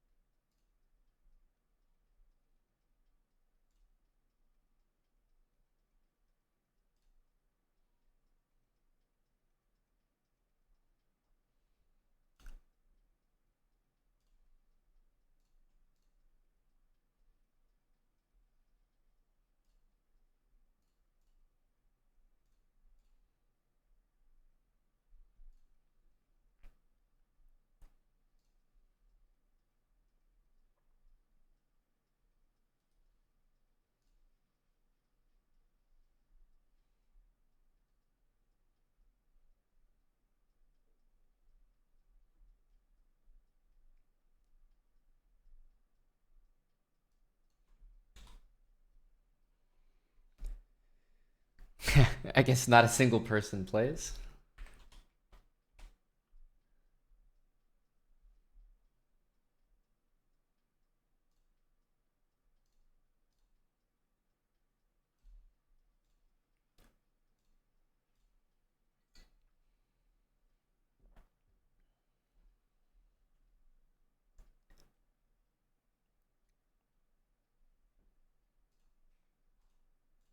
Brutal.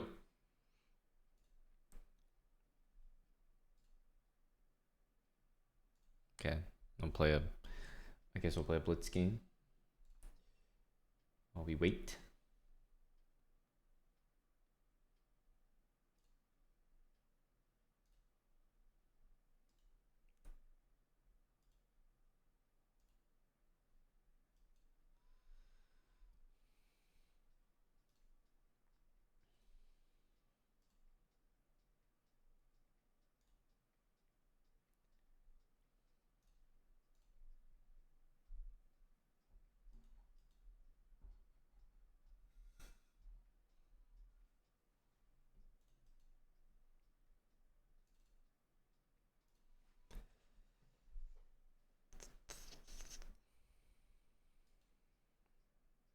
That's definitely not a move we play, but I'm distracted.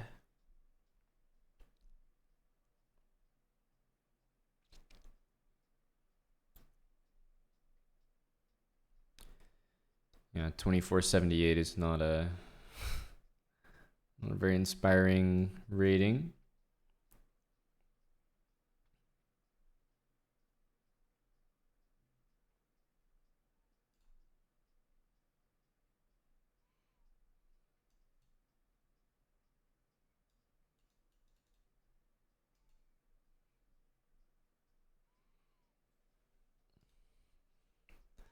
Are we getting +1 here? I'm maybe not even. I don't know. This is definitely a pretty low accept.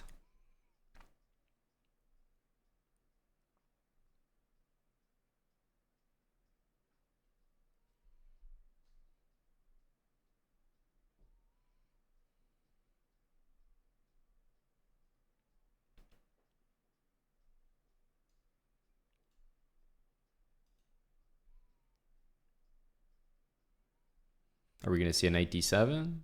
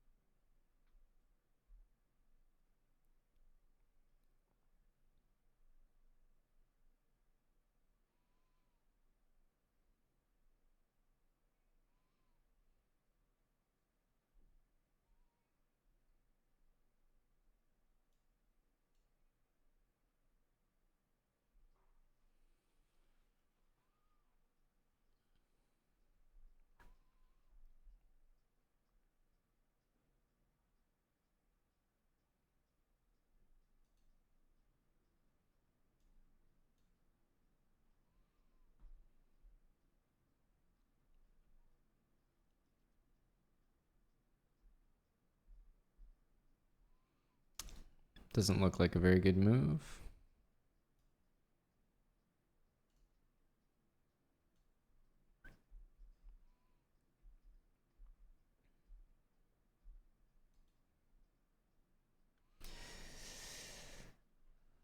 Thanks, Bazmaniac, for the 10 subs.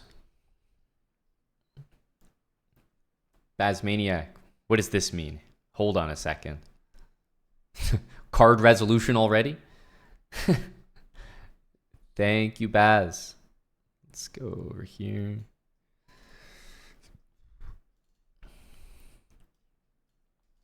I'll just cover all the sources of counterplay. Also hitting this.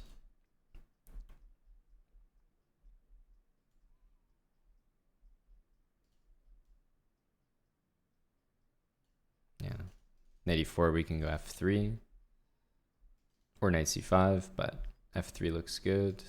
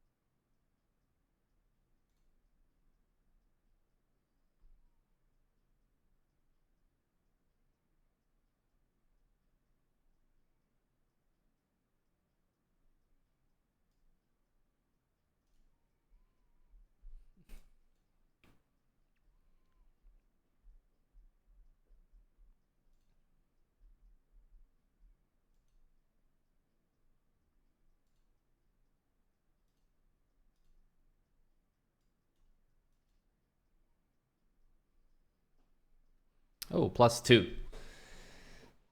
+2. More points than I thought we'd get. GG. Definitely not one of my better Londons. Wasn't paying attention in the opening. Bishop d6 is not a good move there. Big 2. KO. I don't know if it's really deserving. They cancel your old card without contacting you. New card arrived and saved online. Great news, Bassmaniac. Although it's surprising, right? The entire time. Very surprising.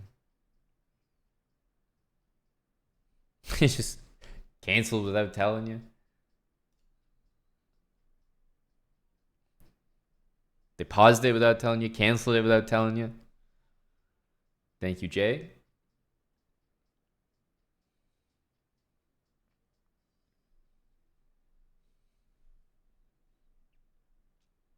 Good to see you, buddy.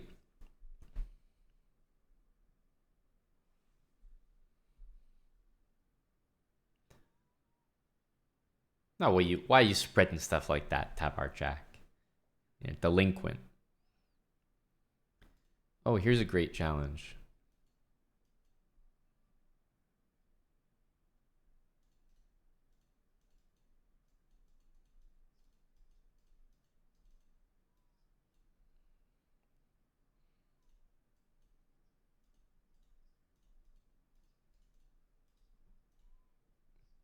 Wow, a big 10-second game.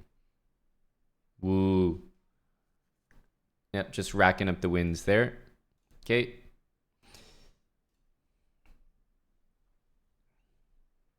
I get no points for that. No points for that 10-second dominance. Crazy to me. You know, this is injustice against 10-second warriors like myself. Yeah, that's what I was saying, Baz. Exactly. Like, there's not many online things that have that type of regularity. So it just goes to show. Exclamation mark support.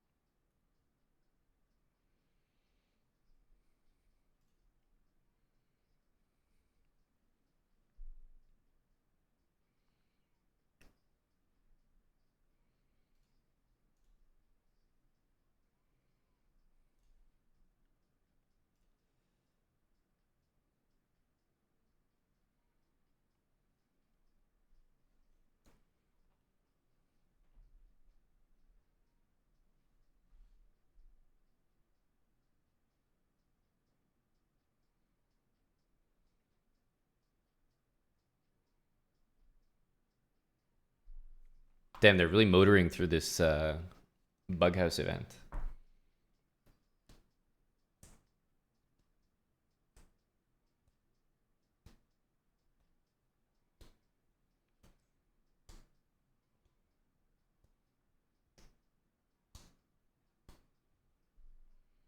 And still no rapid games. Hey. Oh, we're higher rated than Manu David, so I think he'll play.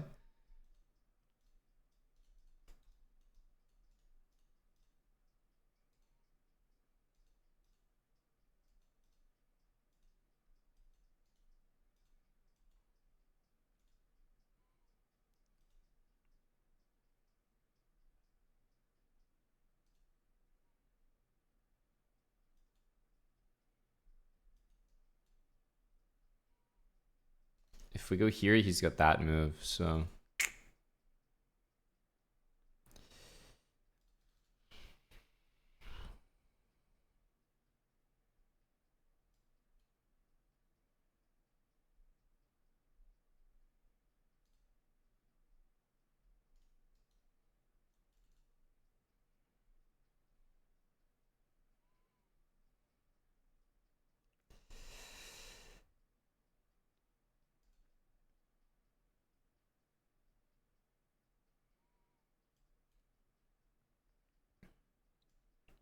Things are just covered there.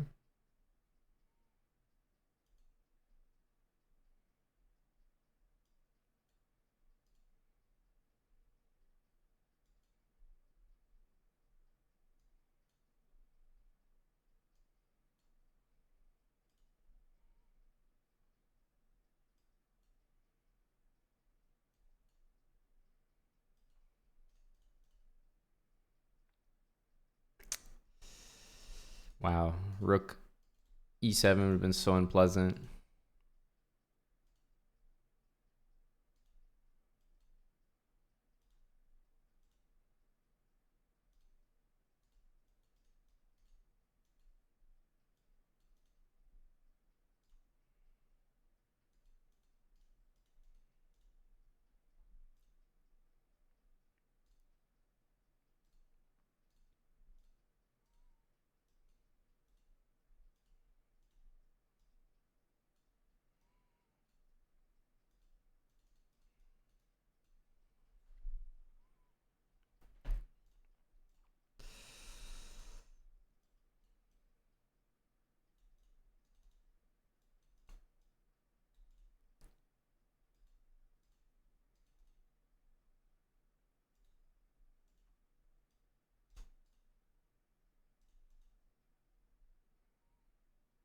Knight c5. We can go here.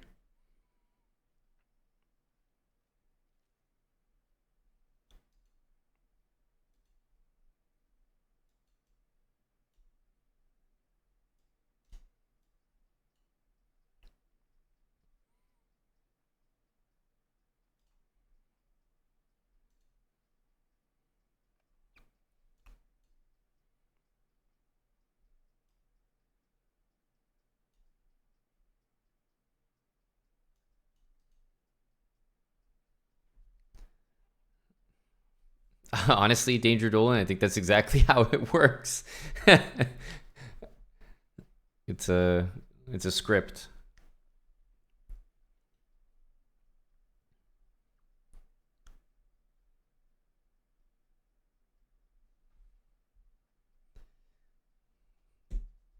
This is A.B. Shakespeare's buddy. His henchman. He's been well trained.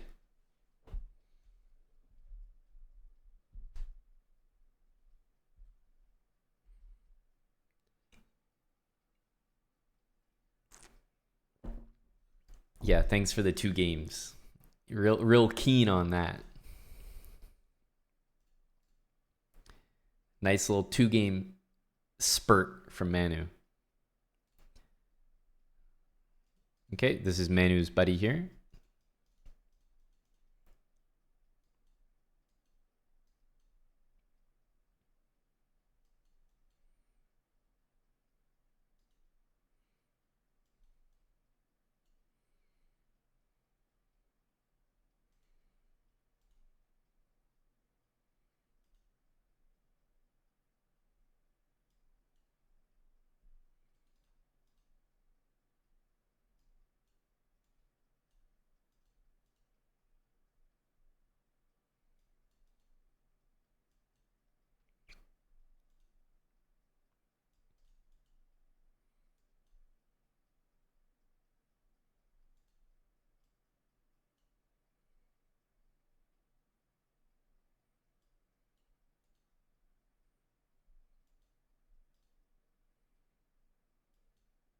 Ooh.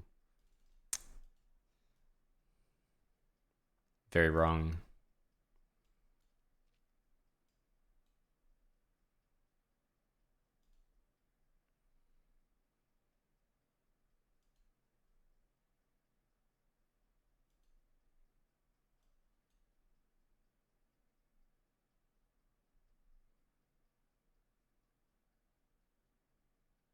Hmm.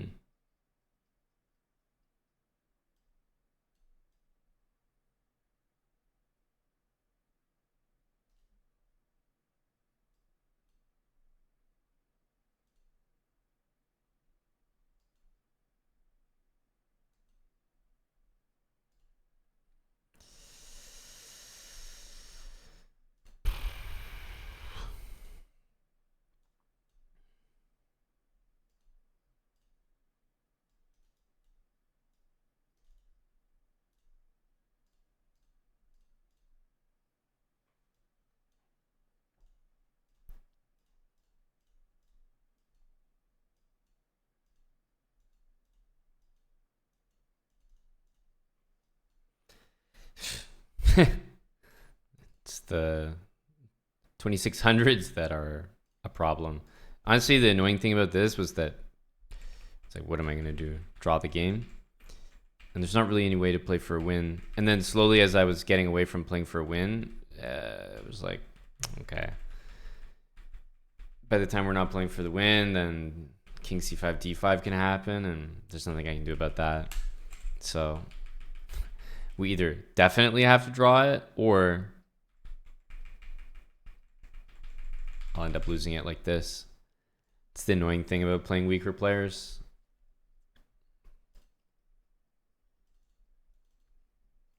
Everything we just won from Manu David, we handed right back to India.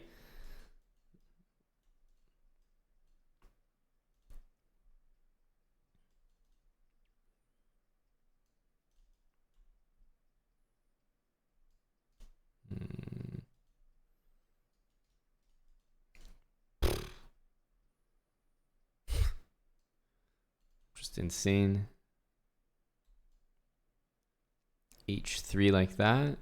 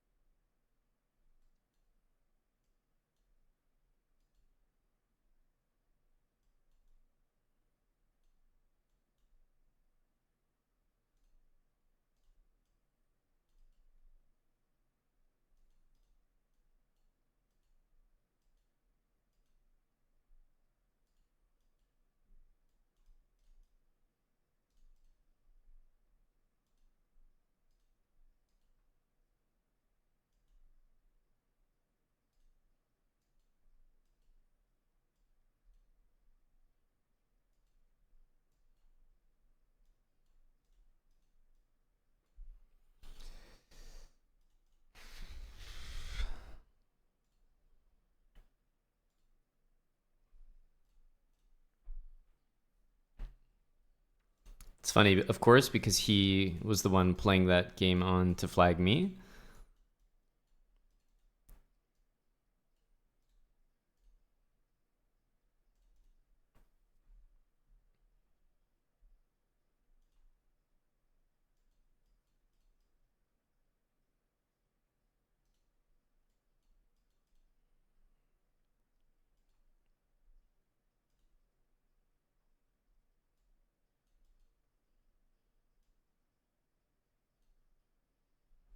Okay.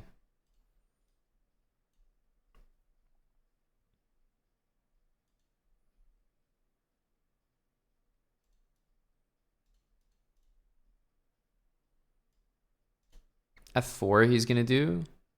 That's okay. We'll have to survive this kind of awkward position.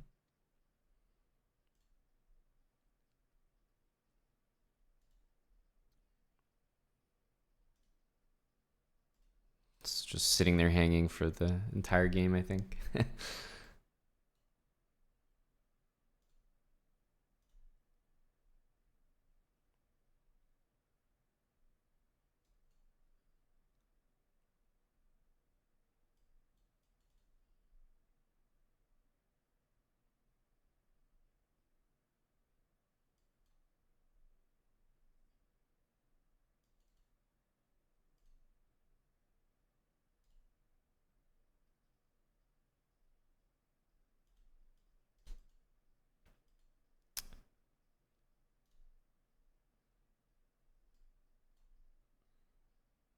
Got a sack for this.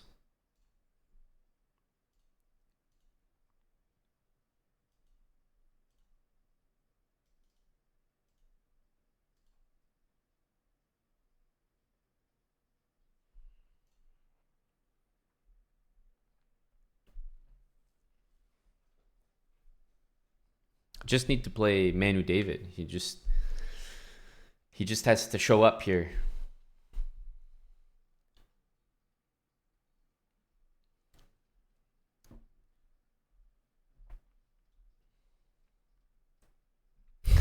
I can't take out the 2600s.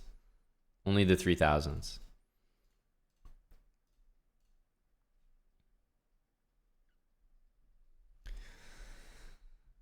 Hey, Guppy Fighter. 926 Andy, thanks for the 44 months. Hi from South Dakota, he says. Go South Dakota.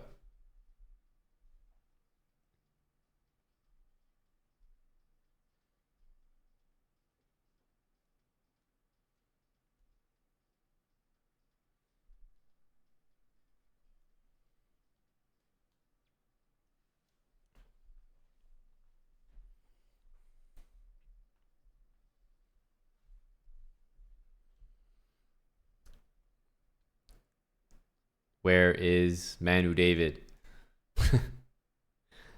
We need him to show up.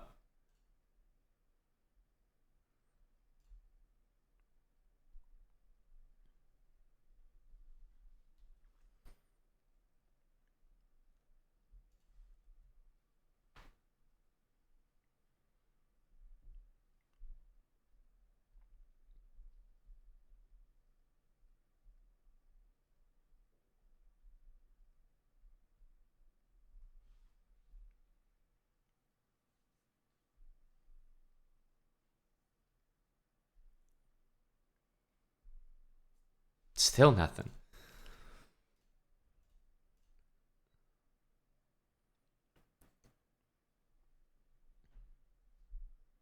That's you, Chess Ninja? You're reporting your own stats there? 1600 for Guppy Fighter. That sounds about right. We've seen some strong performances. UTT, always a great indicator of talent.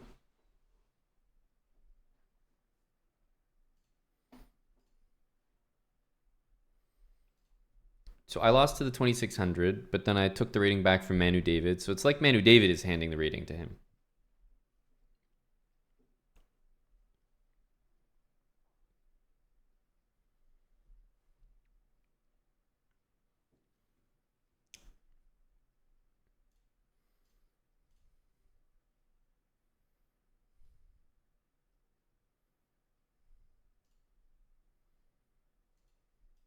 I don't know about this pairing.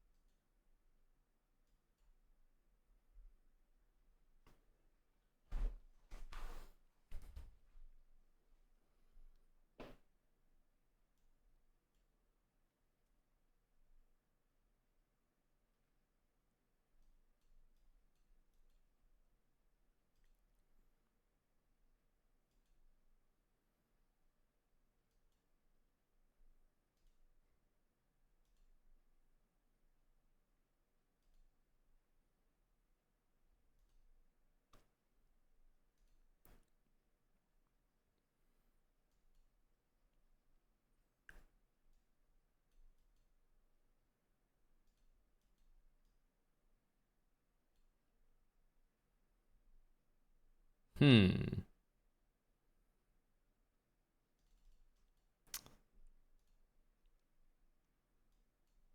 I don't know what that was.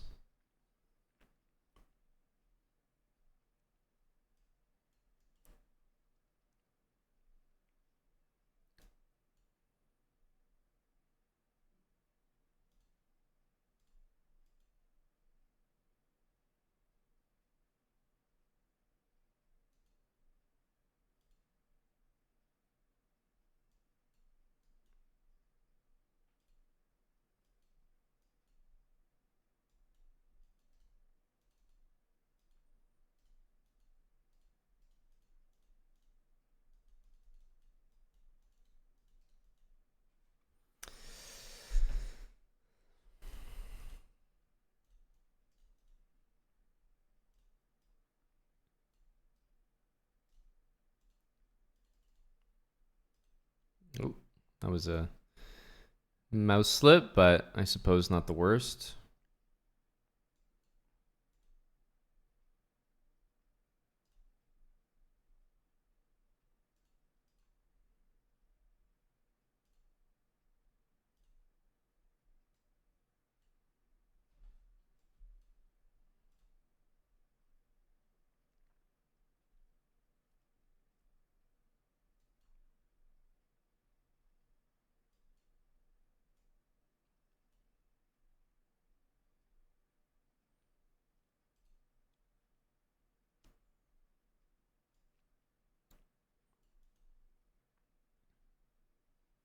I have some queen d1 move as well.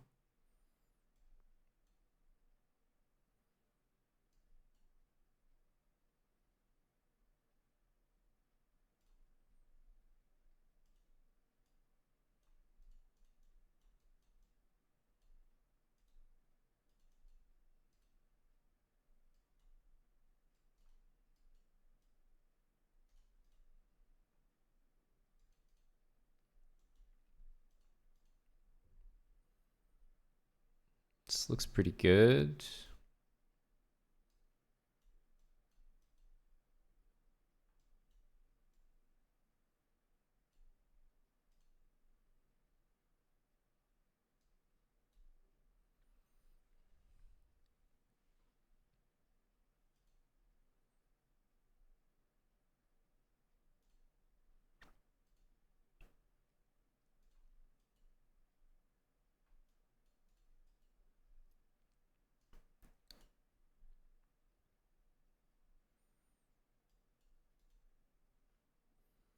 I think we get a trade here. Queen d6 is so strong.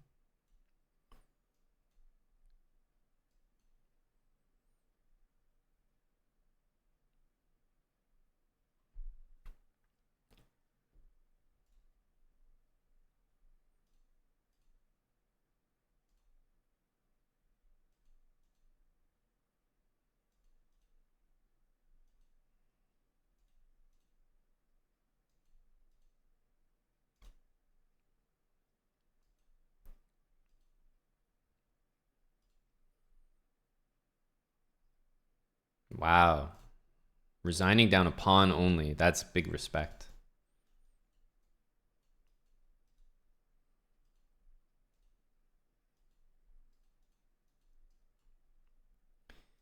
Big respect.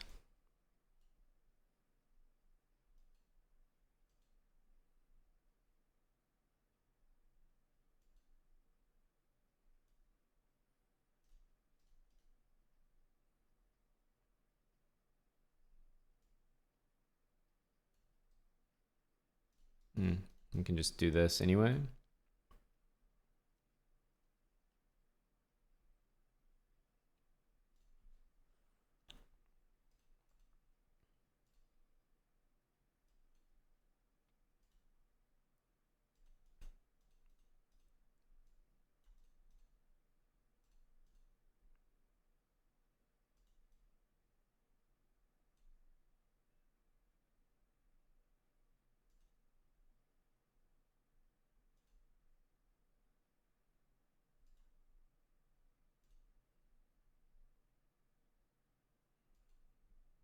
It's unfortunate that he played h5 right when I was going to go there.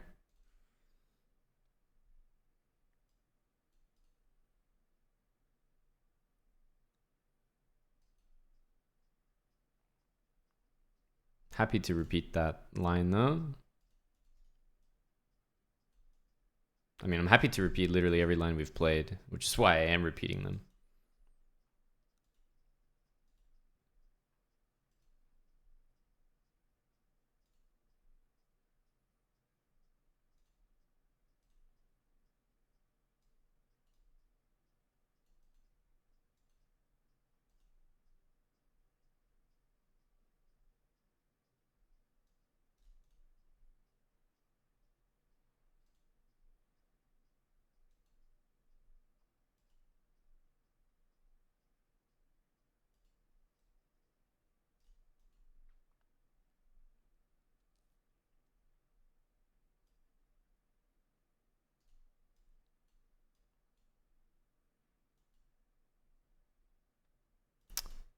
Don't like that.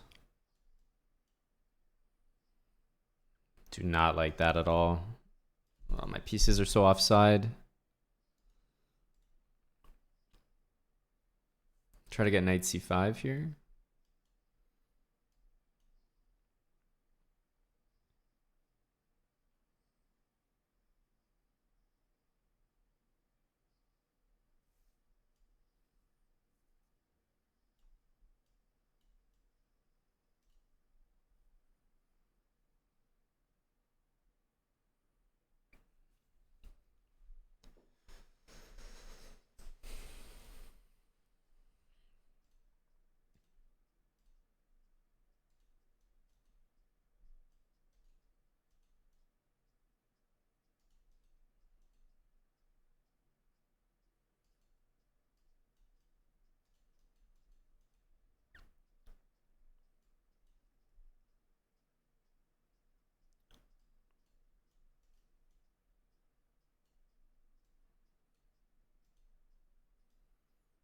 Okay. Let's see how this endgame goes.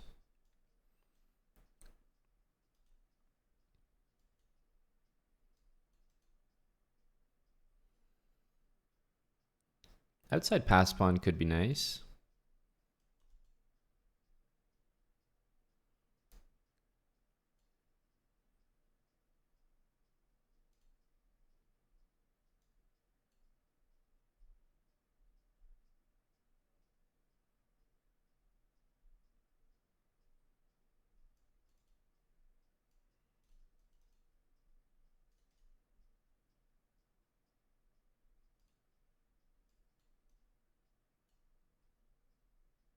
Oh, that's a great move for me. Wow, yeah, he's gonna resign. What's up? I mean, he's resigning in a equal position here.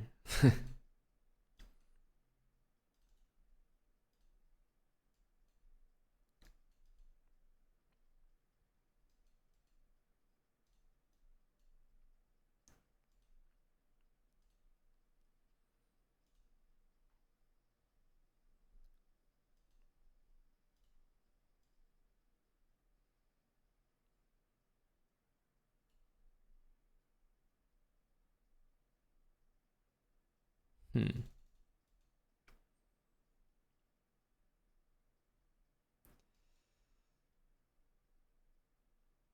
Don't know that I like this.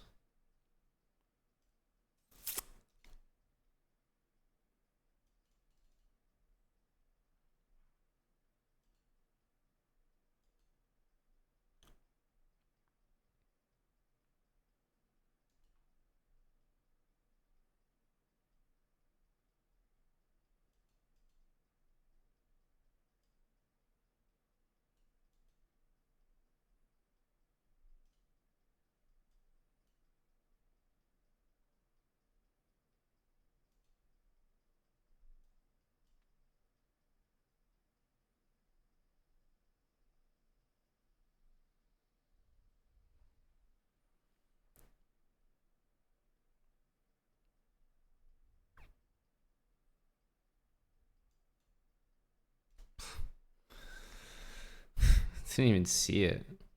Didn't even see it.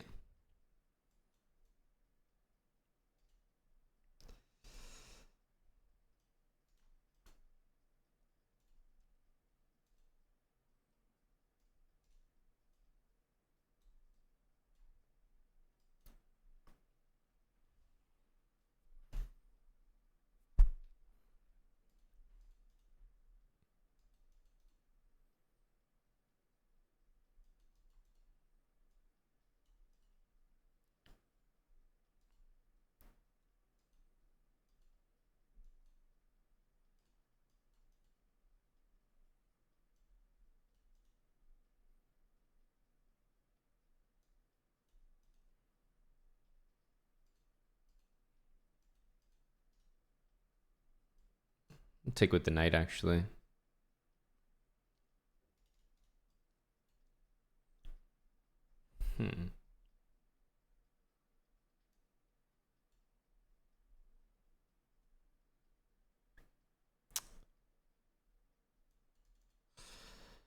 Ooh.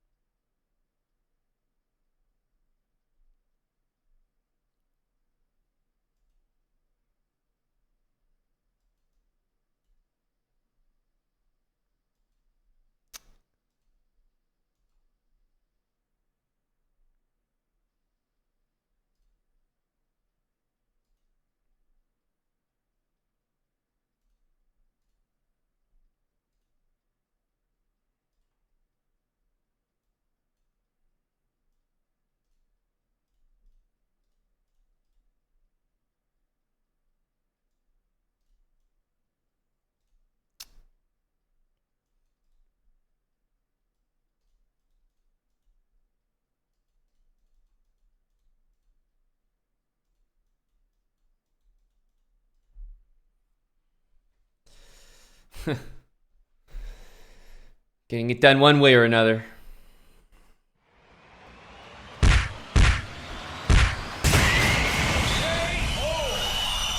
That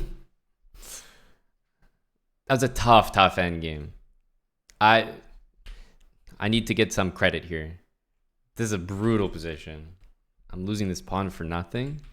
Came up with a few tricky ideas. H5. I'm still worse here.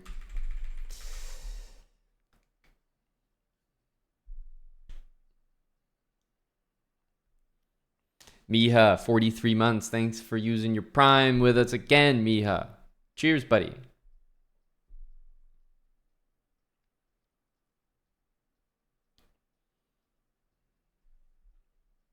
Hit 1,000 in August. Ari, congrats.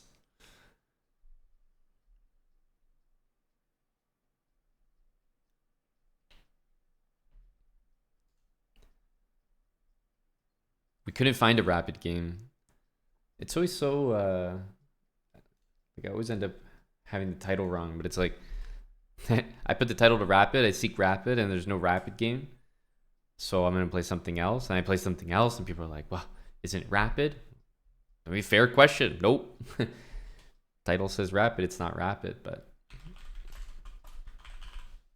it's so annoying to change the title every 5 minutes if I can't find a game. We're just gonna call it chess. That way I'm always right. Force a draw. Thanks for the 68 months with Prime. Following the Prime train led by Miha. Thank you, Fat. Yeah, 68. He's getting close. He is.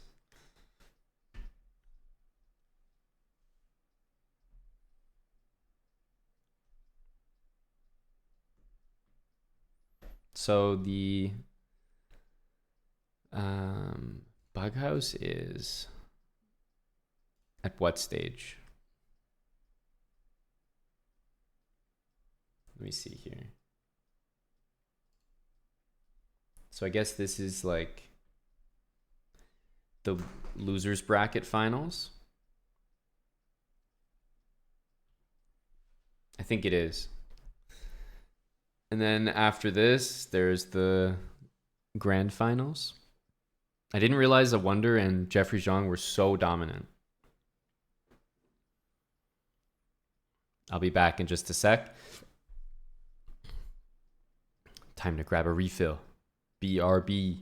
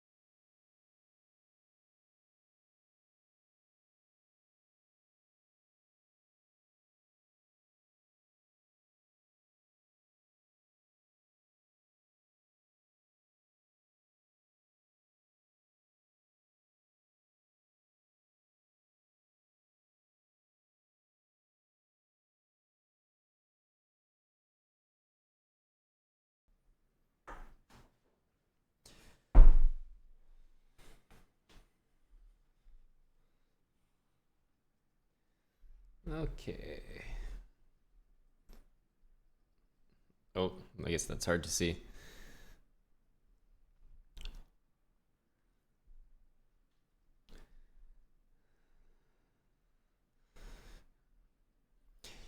What do we got here? Yeah, thanks again, Fad. Thanks for the Prime. Ashton Reese, thanks for the 5 months with Prime. And Mason Maddie, thanks for the half a year also with Twitch Prime.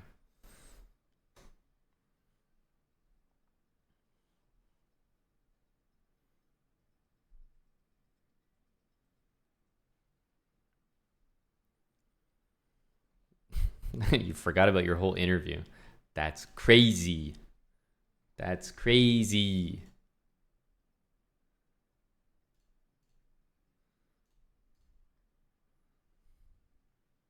How do you forget about the whole entire thing?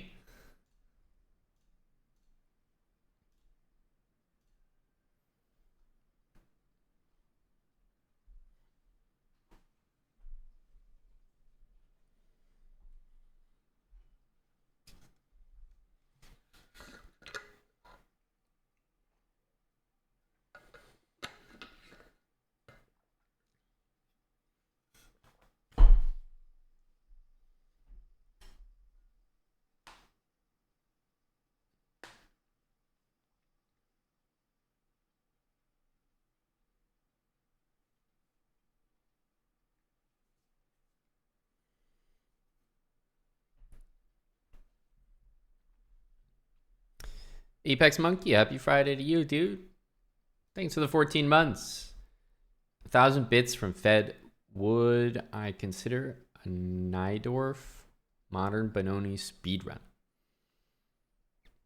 Nidorf Modern Benoni.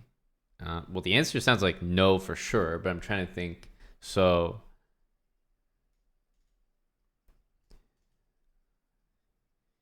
E4, Nidorf with black.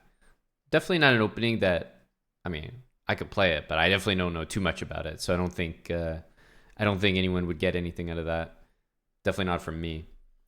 And Benoni, could play the Benoni, but definitely do not recommend that opening.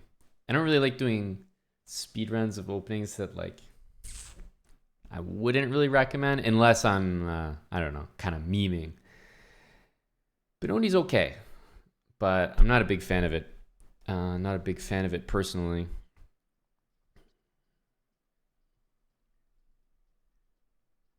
But the thing about openings and speedruns like that is I only really like to do it if, and it's only worth it for people consuming it if I do it on openings that I actually know something about or I feel like I can offer a lot.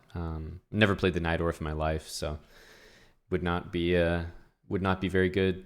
I've also I've played the Nidorf maybe 0 times in my life. I've played the Benoni online just because it's an opening like you can kind of play, but it's probably one of my least played openings online because it's just so bad. So I definitely wouldn't pick those 2 openings of all the ones available. Unfortunately, I just don't play them that regularly, so I don't have a lot of expertise to offer.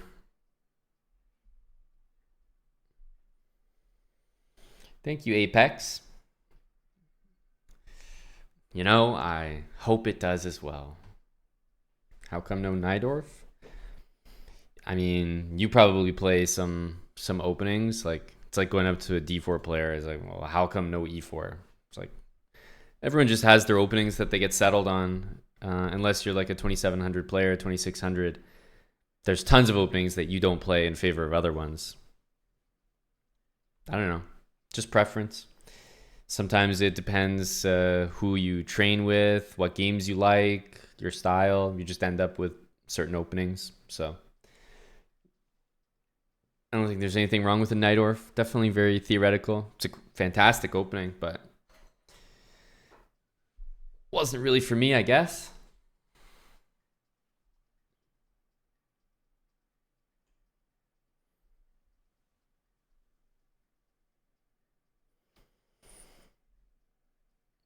Stonewall always ends up in an end game. It's kind of surprising.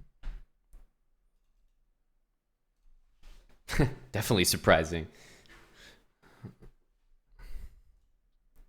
Man, where are all those? We got a bullet adoption, but where are all those 2400 rapid guys? I don't really play any Sicilians other than that. Matt, depends which level you're asking me about, but yeah. In general, only Sicilians with E6. So, Taimanov, Khan, that's about it.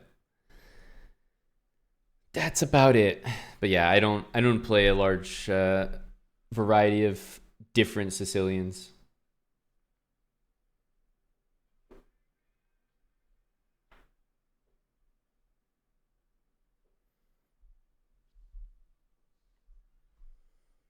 But Sicilian is also one of the newer openings for me. Like, been playing chess for a long time. Only started learning it in like 2017.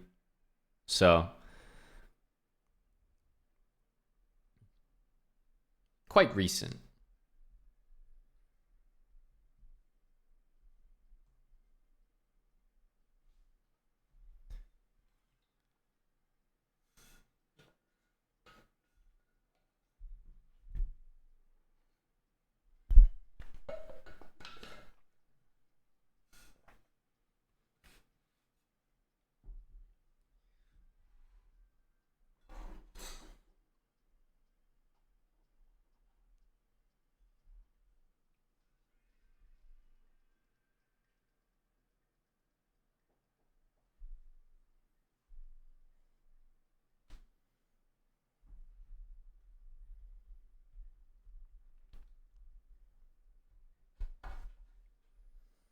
Well, it's 7 years, LeBron James, but I've been playing chess for like more than 2 decades, 2.5 decades. So it's definitely very recent. It's the most recent new opening that I've learned.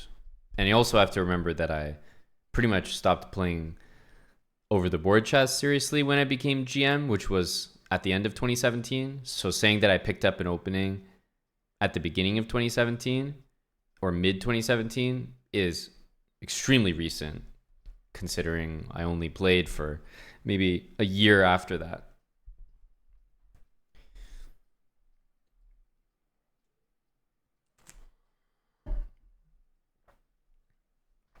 I actually do Clint Richards. You got me exposed. I do have better music than this. I was actually just waiting for you to leave.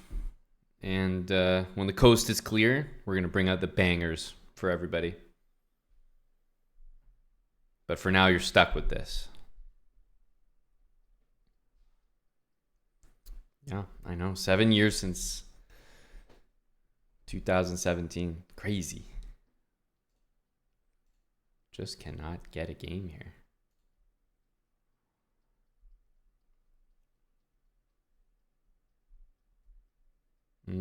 This feels like, oh yeah, this is the guy from yesterday. My guess is that this is bad value.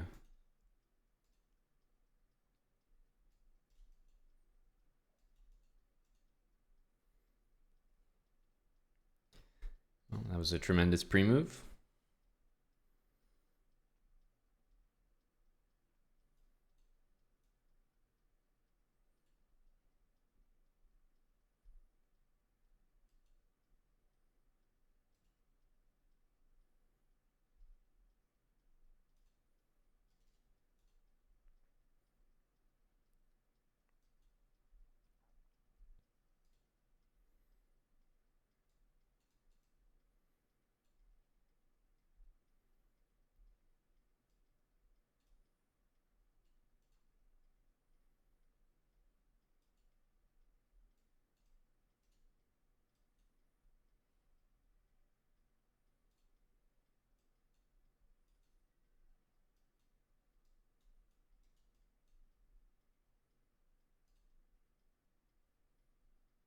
Wow, I totally did not see that. That's annoying.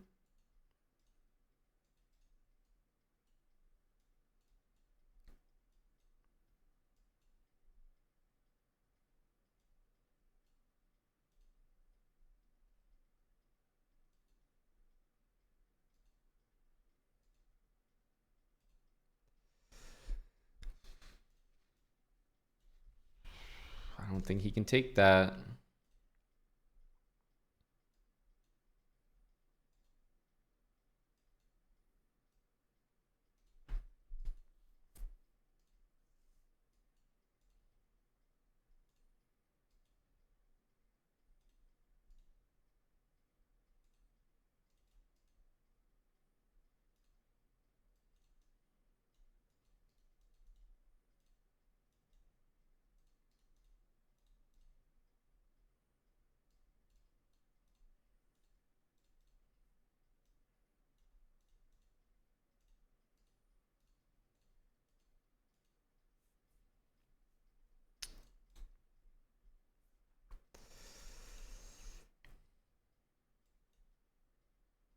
Oh, this is the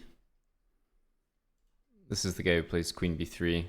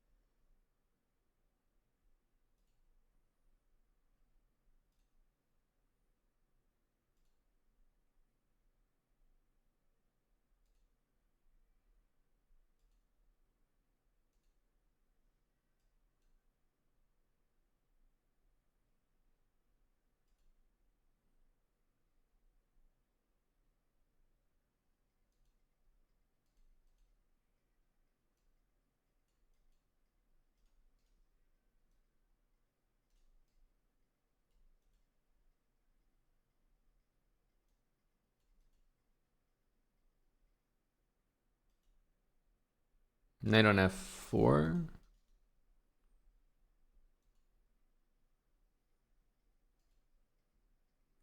Okay, so how do I deal with that? Bring my king over.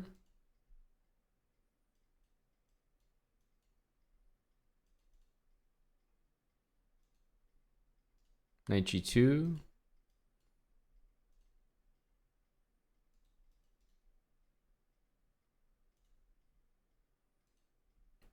He actually can't get to the he actually can't touch the H file here.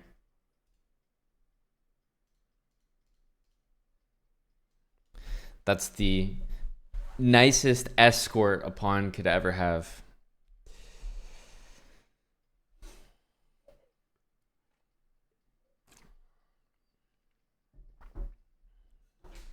Hello, Chino.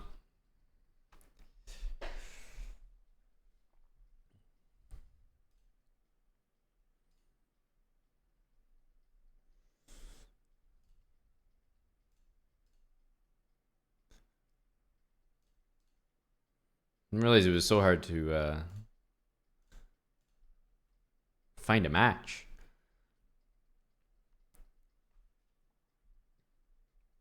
I think they're in the finals for the Bughouse now. Finally.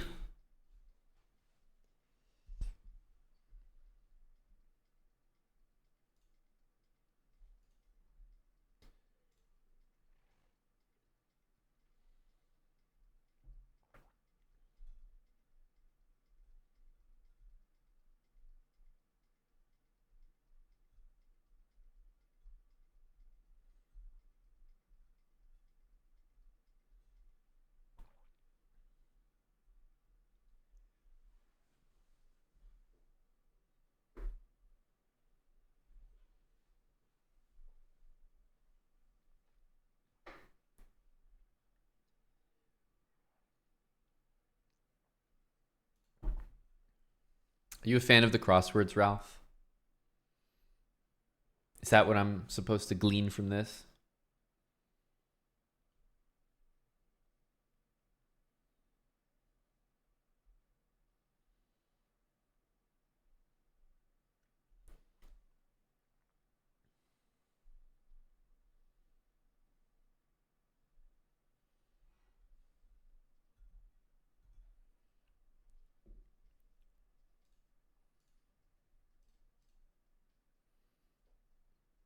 Maybe more bullet. I mean, I'm looking for all of them. It's tough to find a game. I don't know why. Everyone's somewhere else right now.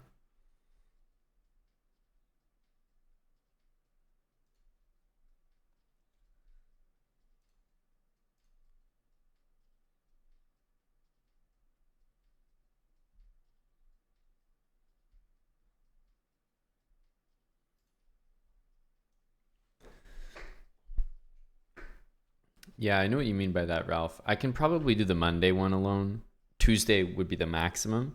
And then like at that point, maybe I could complete them, but we're talking about like heavy time investment past that, so it's just not happening. Realistically, my limit's probably Tuesday at best. So yeah. The thing about the crossword is it's going to be like ultra sweaty stuff today. Yeah, for you, Fed, and in general, like it's not a bad opening, but I don't know. I'm a Benoni hater.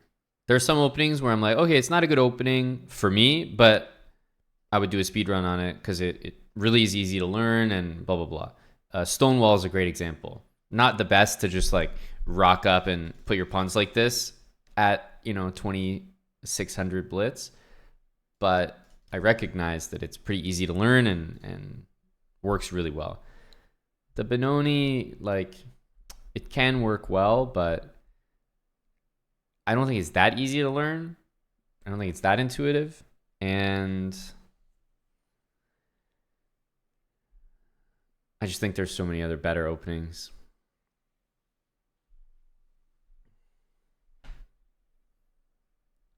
So I wouldn't really want to attach my name to it as some sort of recommendation because I don't really recommend it, to be honest.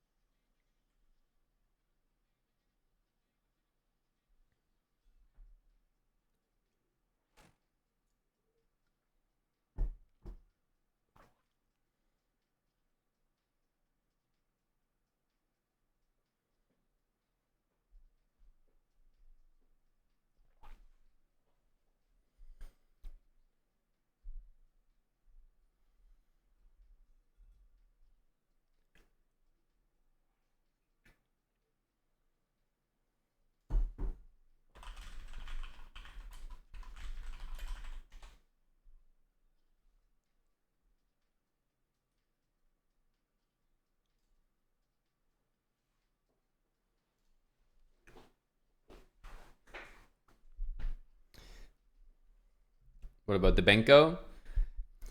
Engines have gotten so much better. I can't say that the Benko is in a good spot right now. I used to play it. It was my main opening up to 2300 FIDE, but I had to give it up in order to become a higher rated player than that. And I feel like the Benko is in an even worse spot nowadays than it was then. Engines are just stronger, so it's just openings where you're kind of handing a serious advantage or maybe handing a pawn over in this case for seemingly nothing just aren't that good. They get like, I don't know, it's just so much easier to play against them.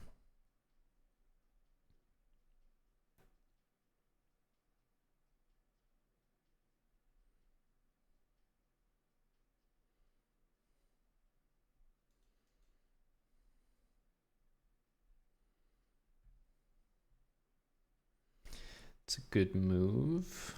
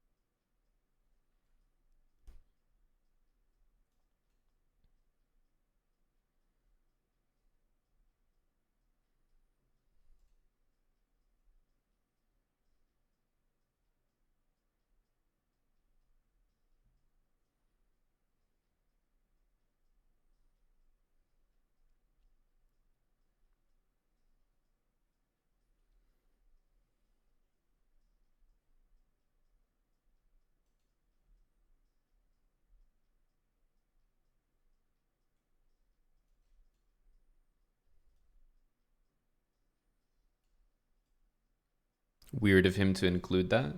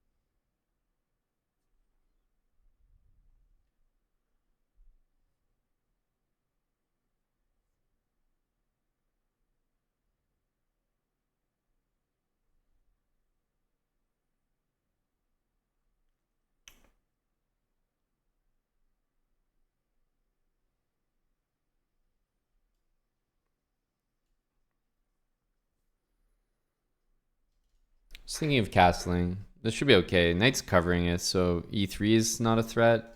And knight here, at least we take with a hit on the queen. But I was definitely thinking about taking, or sorry, castling, taking on f2 and then going there. Okay, it goes d5.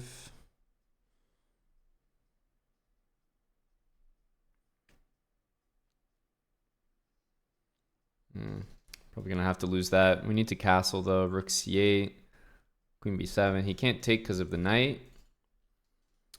Knight f5 loses that.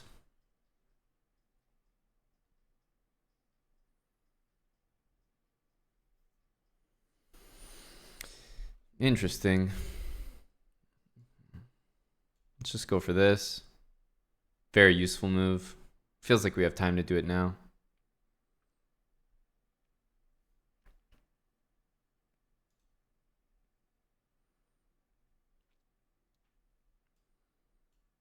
Okay, I'm kind of abandoning that side of the board.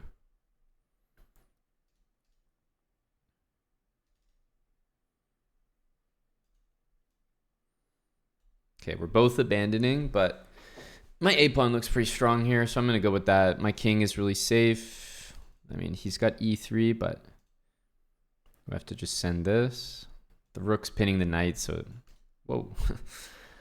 So he can't do that anyway.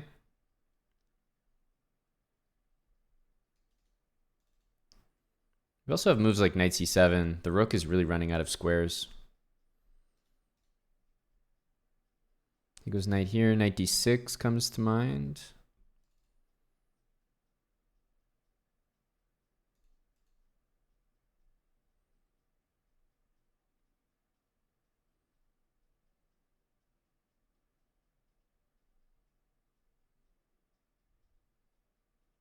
Such a strange resignation. What? Okay, you're worse, but like we both have 20 seconds. What the hell kind of resignation is that? So strange. Hey, BJH. 110 months from BJH13. Thank you, Benjamin. How are things, man? 110 months. Talk about the inception of Chess Bra. You're talking about that guy right there. Another OG, that's right.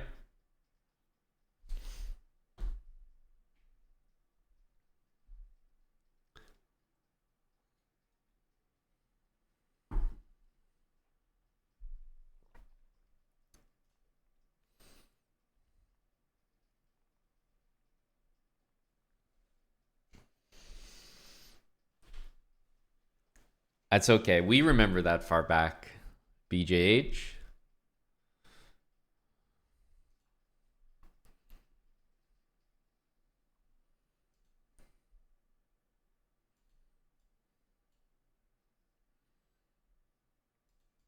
'92. It didn't work.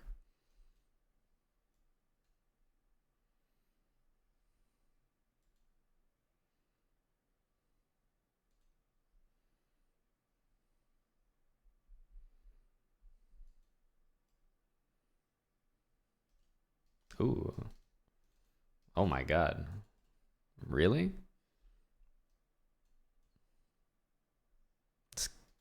Oh, I didn't even see that. I was like, huh? I mean, it's not like we blundered, but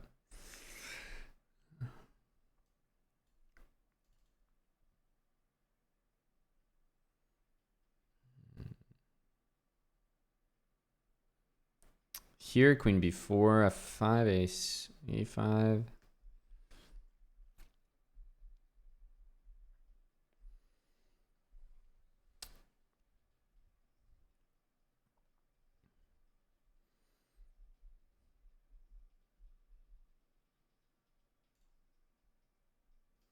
This feels like a useful pawn move. Definitely not going to be taking that. This queen is basically trapped after this. Is it not?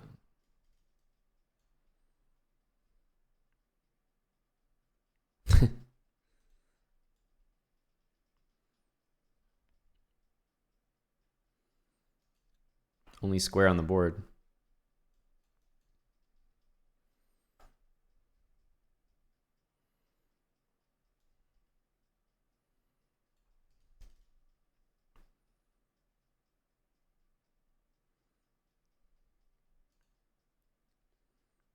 Not going to pre-move that, of course, because this is the expected reply.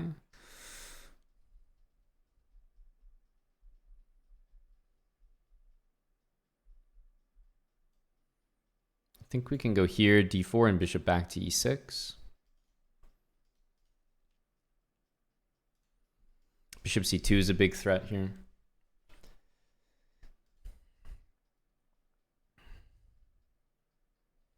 With d3 as well.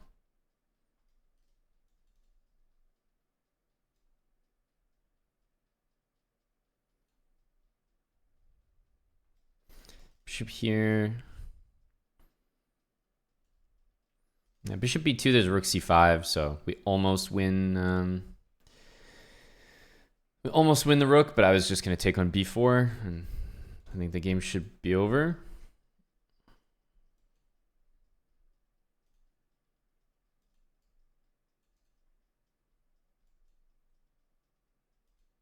Yeah, knight d7. Oh, no knight d7.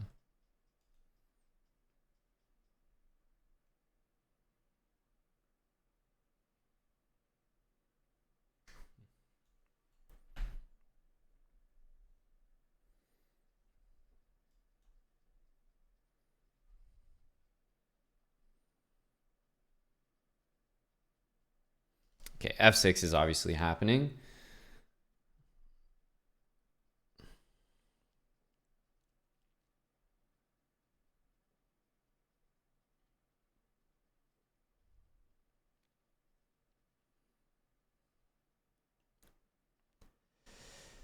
f6. How do we handle that? I don't really know. Queen c3 maybe.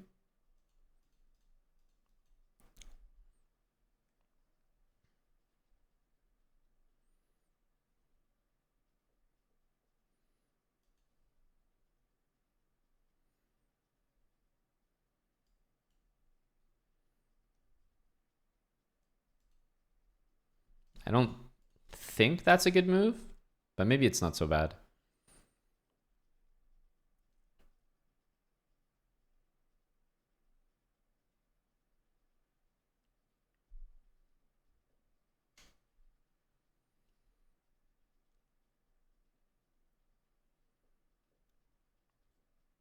Just feels like in the future it'll be a target. Playing the London is the proper way to win. See, take it from BJH. There's a guy who is talking sense.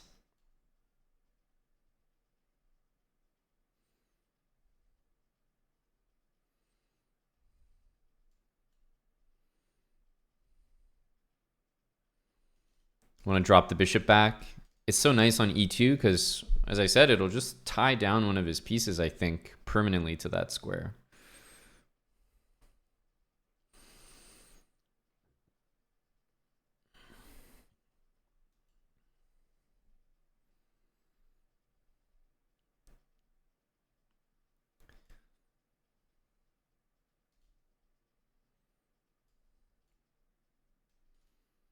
This feels good.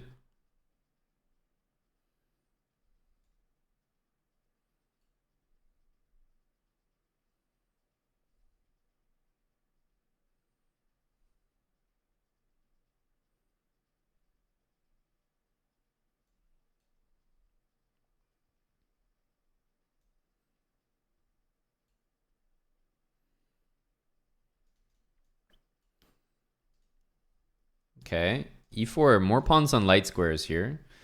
That's what we want to see. I definitely don't want to trade those bishops. Down on time though. Maybe that bishop should have gone all the way back, but I didn't want to let his bishop get to d3. I think I have to be careful of that.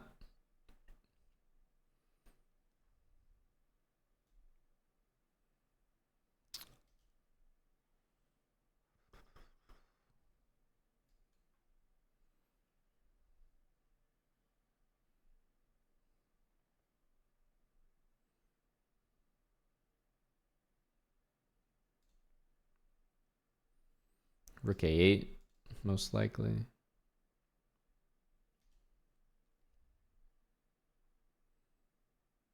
Okay. I don't like the prospect of the a file opening, so I have to make this very undesirable move. I'm going to follow up with c4 though.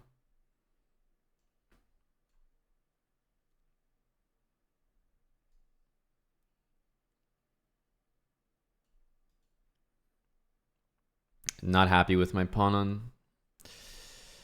on b5.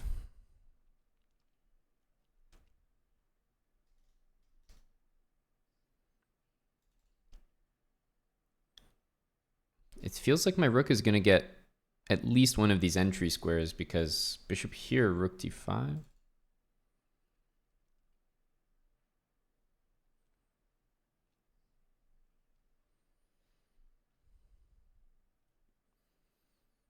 King c2 is going to be a very useful move for me in the future. It's going to prevent his rook from using the d file.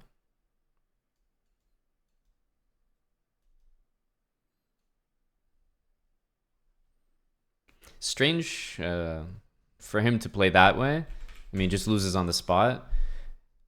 I mean, Black's in big trouble here, but you just have to let me play this or this. Rook here or rook here, or f5 or something.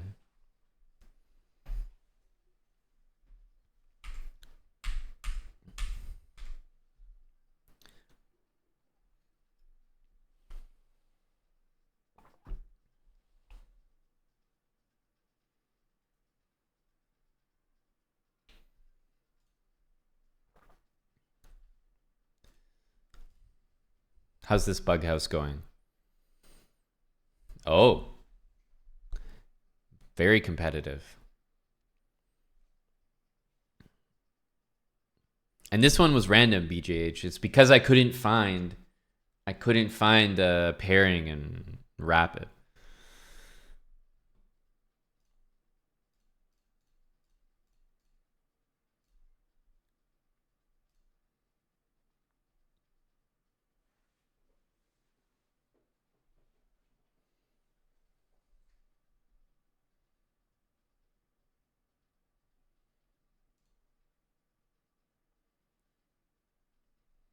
So they have 11 minutes.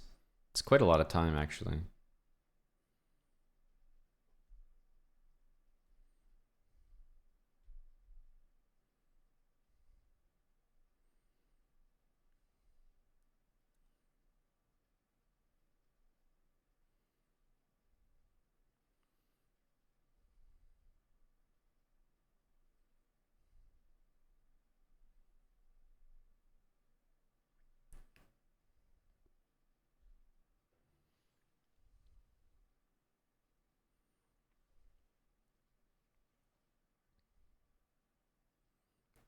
Wow.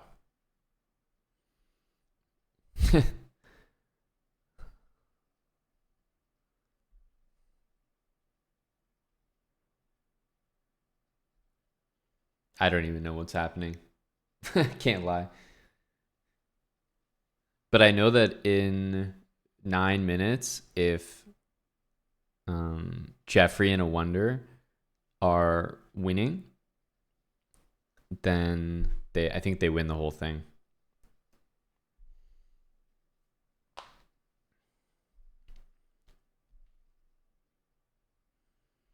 And personally, that's the result I'm hoping for, because I like to see the GM title doing well. I do. I have to say, go Chewy, but I like to see the GMs represented well.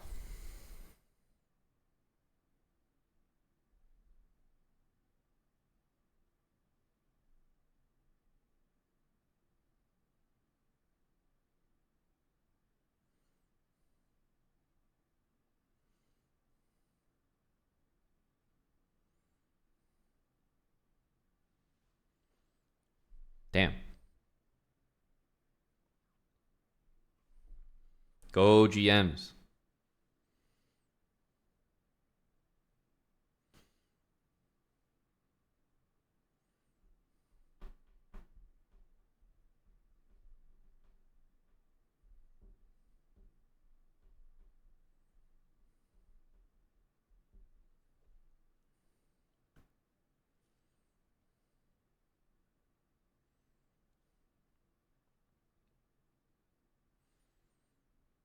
Yeah, this is looking pretty nasty.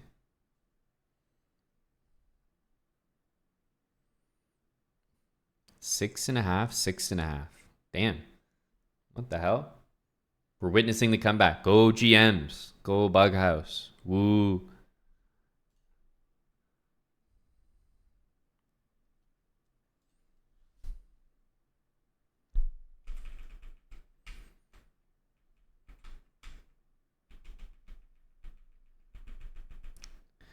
Going forward and backwards in Bughouse, look at how janky the board looks.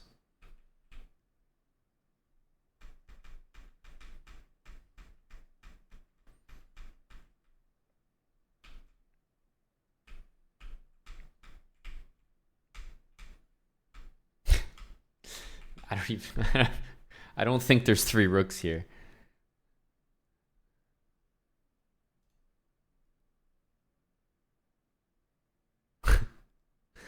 It doesn't even want to load the game. Bughouse crashing chess.com.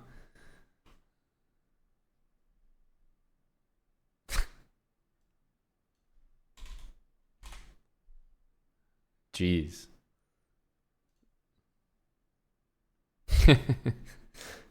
Okay.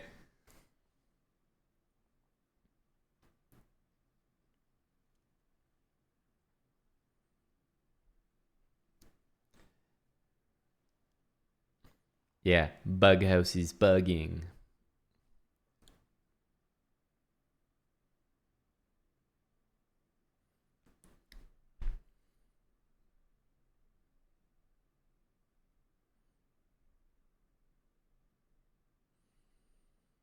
I wonder it keeps going for this opening. Interesting. Feels to me like the opening is kind of wrong, but...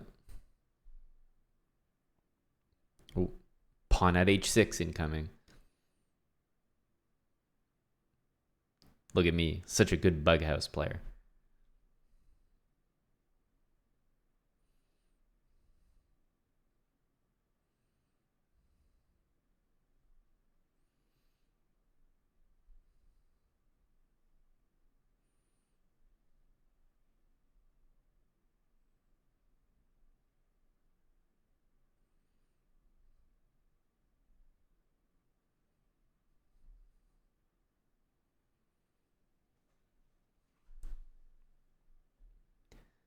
Go GMs. Oh, f5 hurts.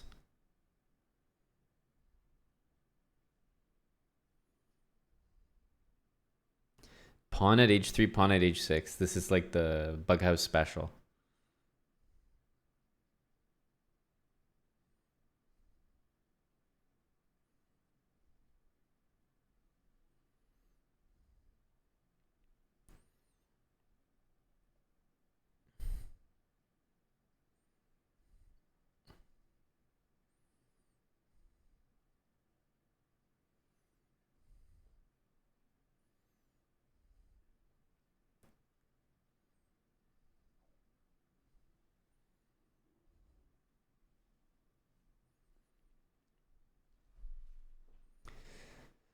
Oh yeah, Bughouse habits, future series, H3 and H6. You remember regular habits? Well, Bughouse is even better.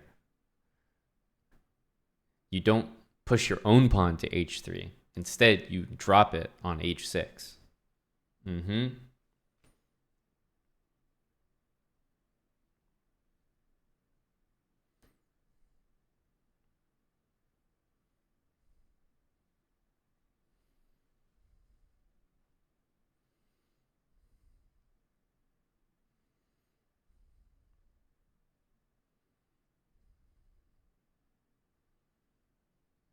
Yes, the sitting. That's what Bughouse is all about at the elite level. Just a lot of sitting. It feels like White's completely dead in this game.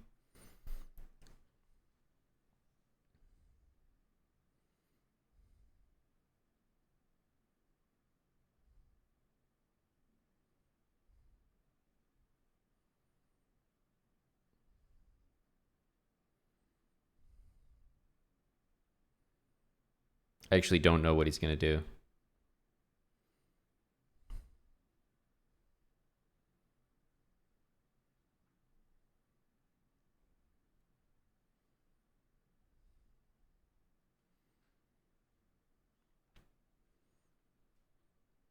Yeah, White generally has the advantage. Yep, that's correct. 8.5, 8.5. Go GMs.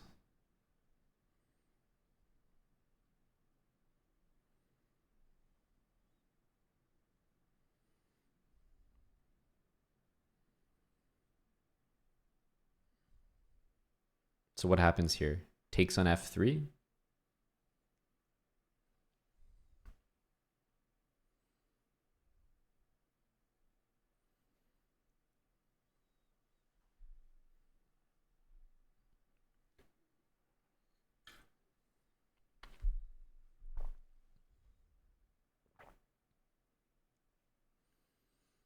Holy, look at all these pawns.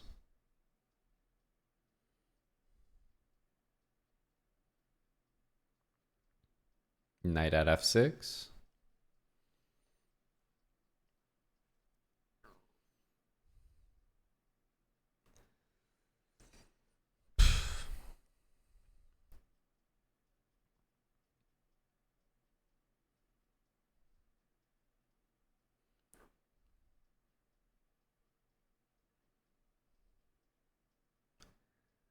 Jeez.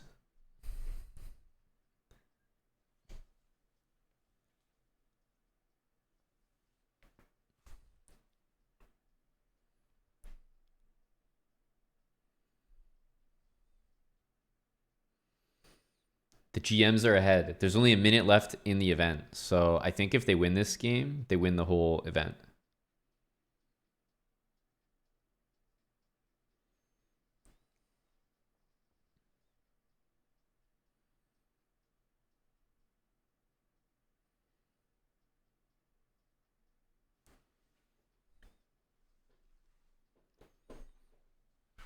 Wow. Queen D2. He must have seen something.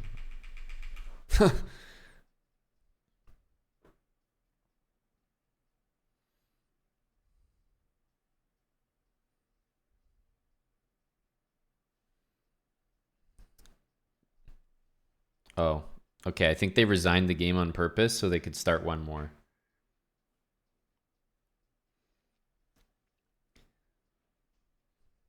Smart, to be honest.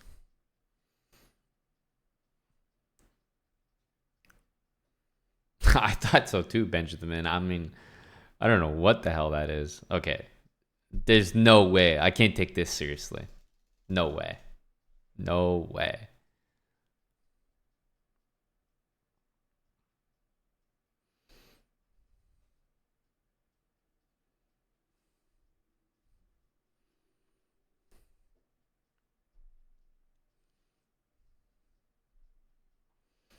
Feels like black's dead on the light squares here. Unless the counterattack checks in. I think the GMs might win it right here. especially because they're stalling, right? He has a minute 20, he has a minute 13. So white gets to play this position for 7 seconds with a bishop and a pawn still to drop on the board and this great looking position.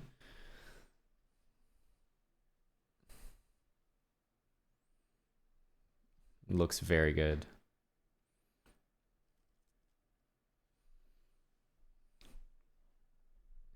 Go GMs.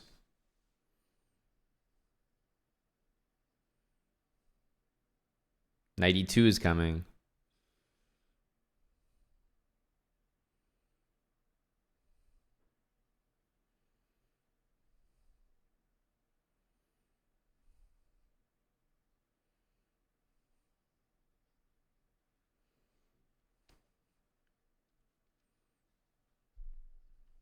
I think they just won. Damn.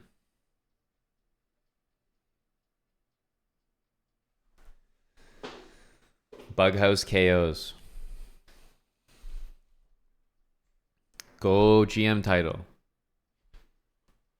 What's up, Bobby Blocks? I don't mind that outcome. That's okay with me. I like to see the Grandmaster title thriving.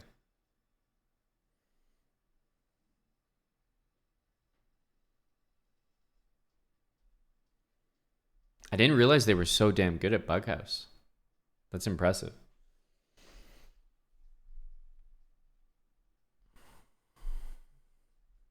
Oh, nice. You're playing in the Banff Open, Fish?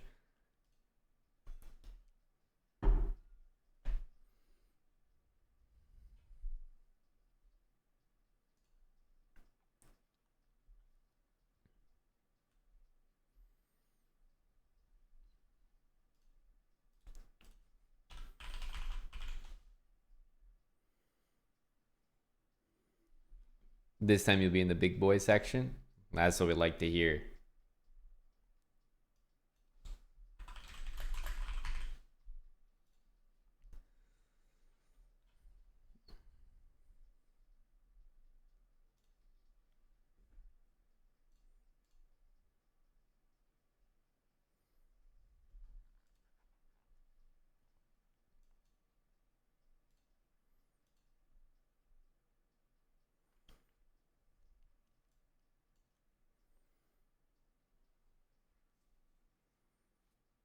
Is that how you measure your success, Chess Ninja? Maybe I should do the same.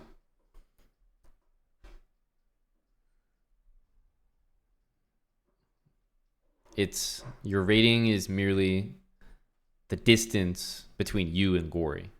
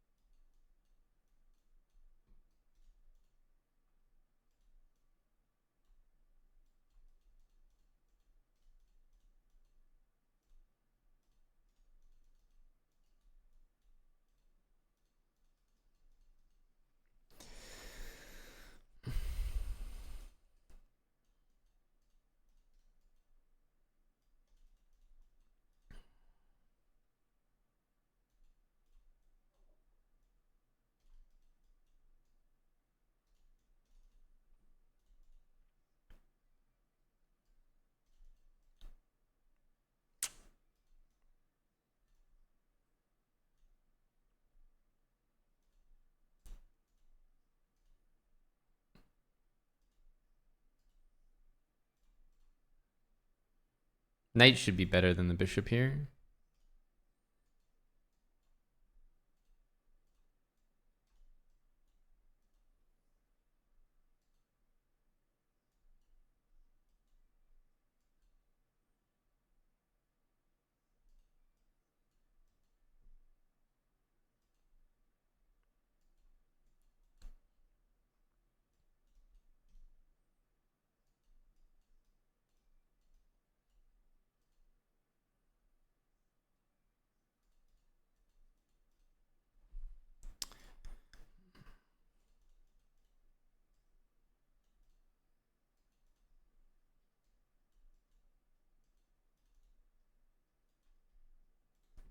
Okay.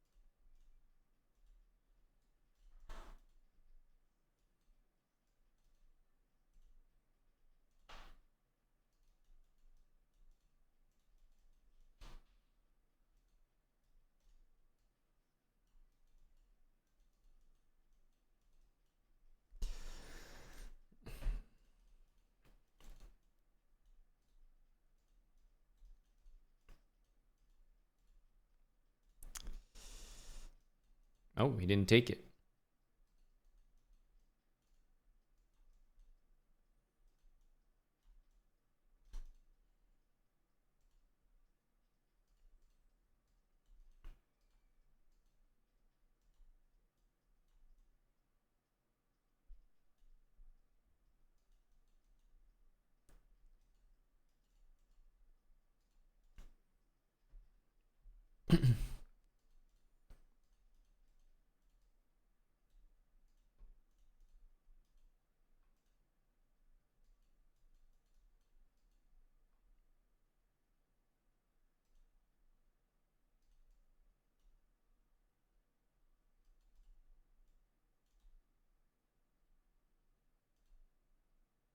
Whoa.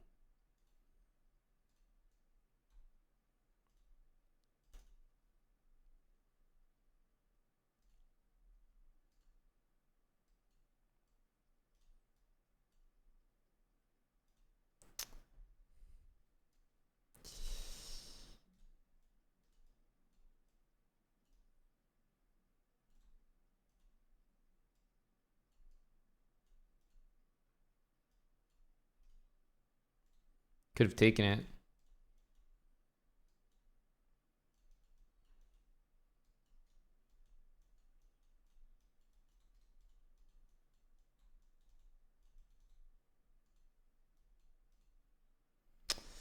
Wow. He really just chucked pieces and won.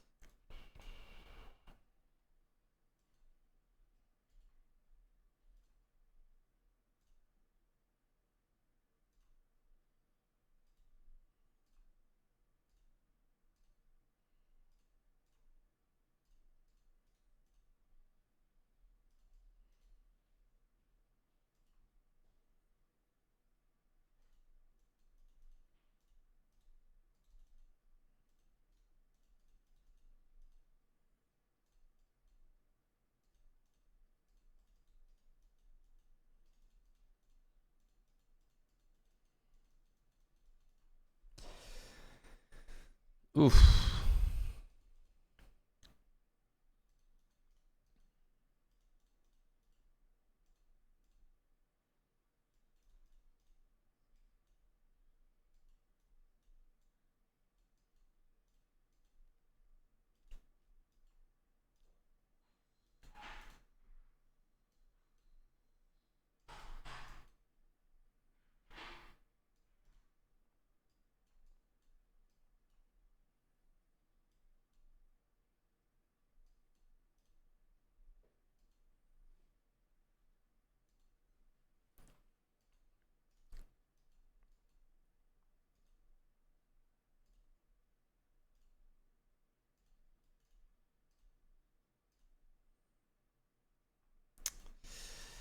This is annoying.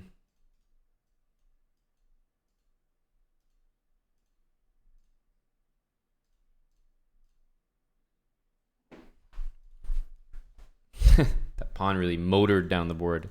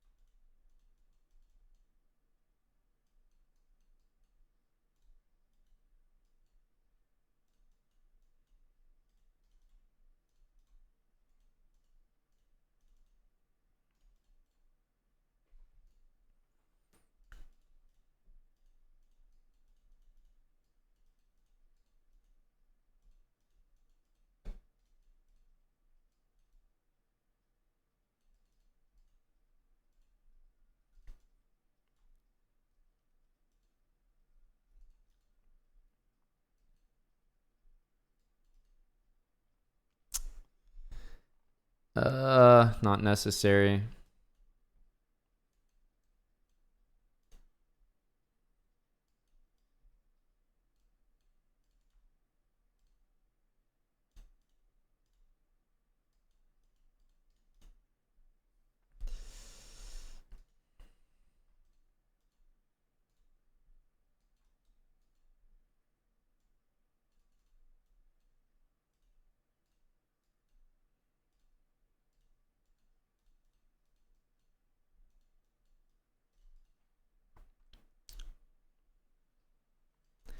I'm the guy getting farmed here.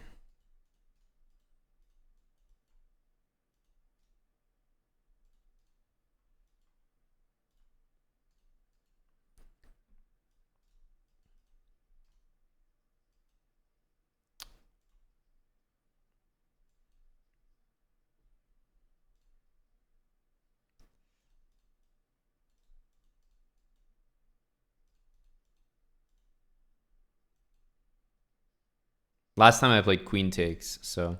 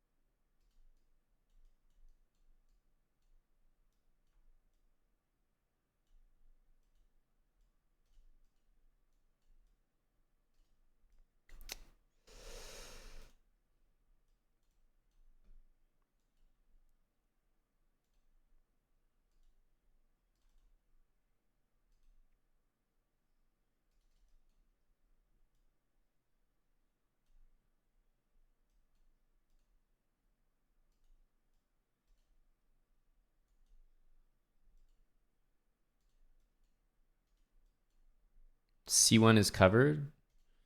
Maybe we can bait him.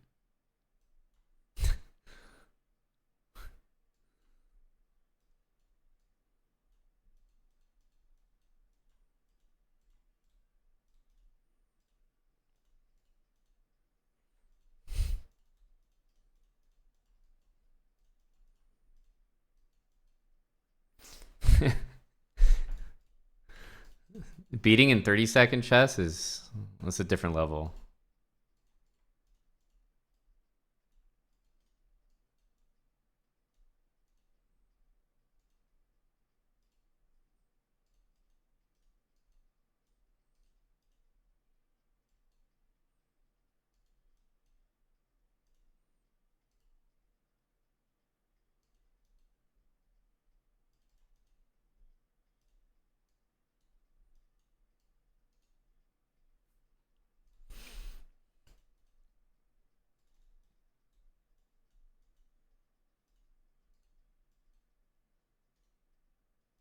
I'm timing these bishop takes f6 moves at the right moment.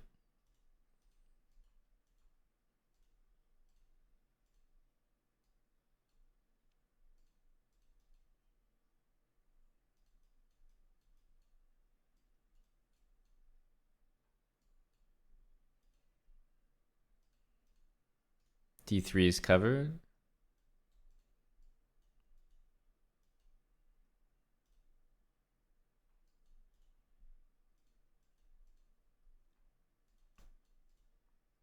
No, he can't take that.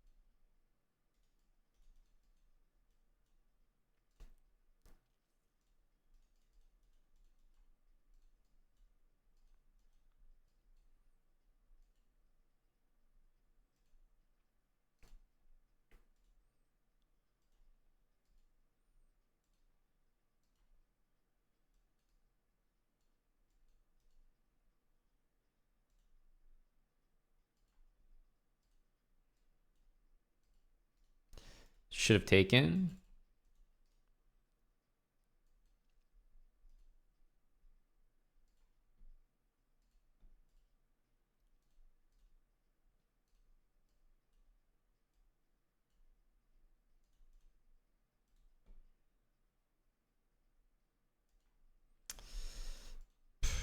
Completely blind.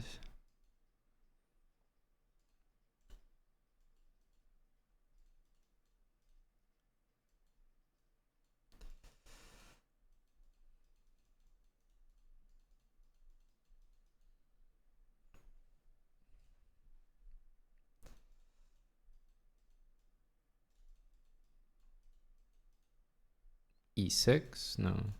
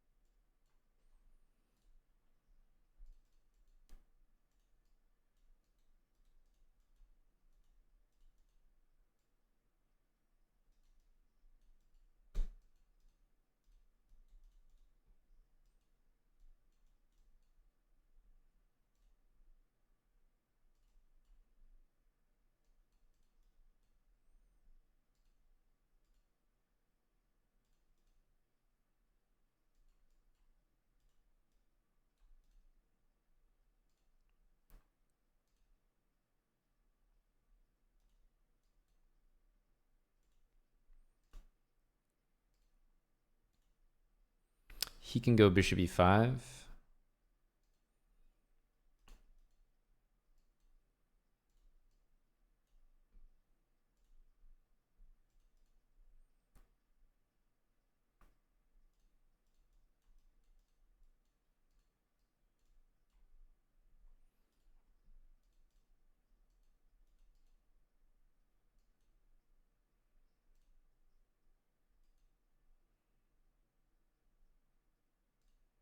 Let's check.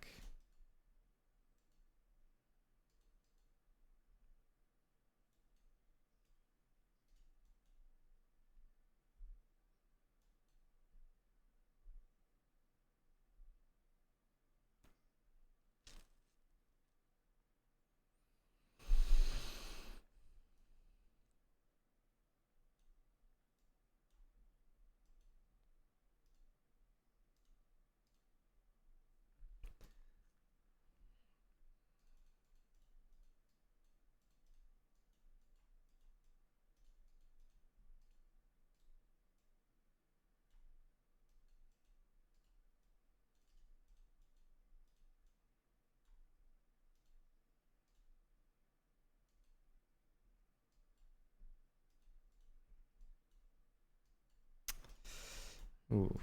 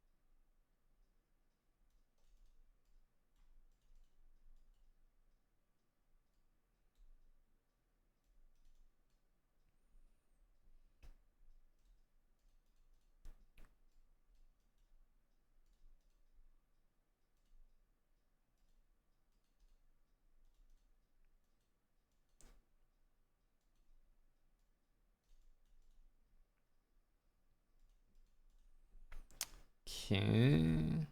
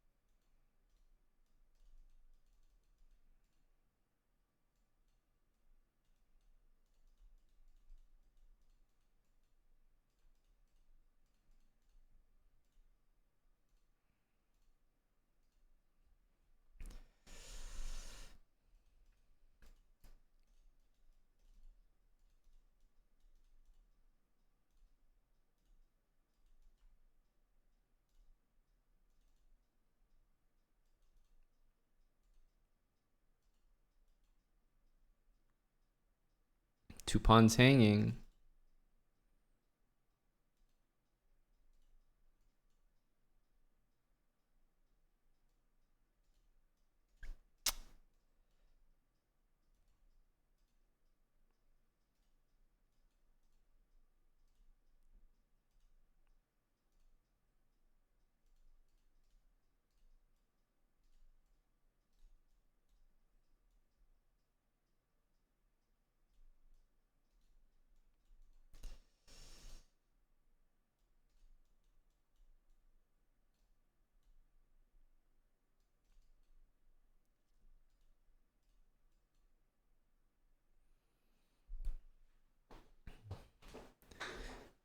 Okay. GG's.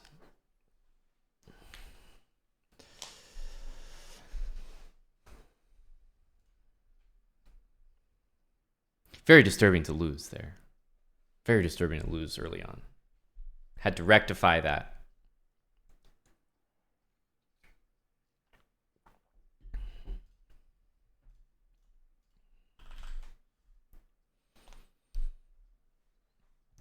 We ended up claiming some rating in the end. Lost a lot early on. Had to make up for it. Slick Rick 200, thanks for the 22 months. I am heading to kick. That's where I'm going. Just had to finish this off here. Hope you guys will join me. We're just taking the tunnel over. Thanks again, Slick Rick. Almost a triple adoption. We'll take a double, though. That's not bad. That's not bad. I did get farmed early, but we refarmed. We farmed back. So I'm ending the stream, but we're turning it back on in 30 seconds on kick.com/chessbra. You can enjoy me over there on Kick, Stalking Philosopher. Absolutely, he is Chess Ninja. See you guys on Kick. Thanks for watching. Happy Friday, but we're not done yet.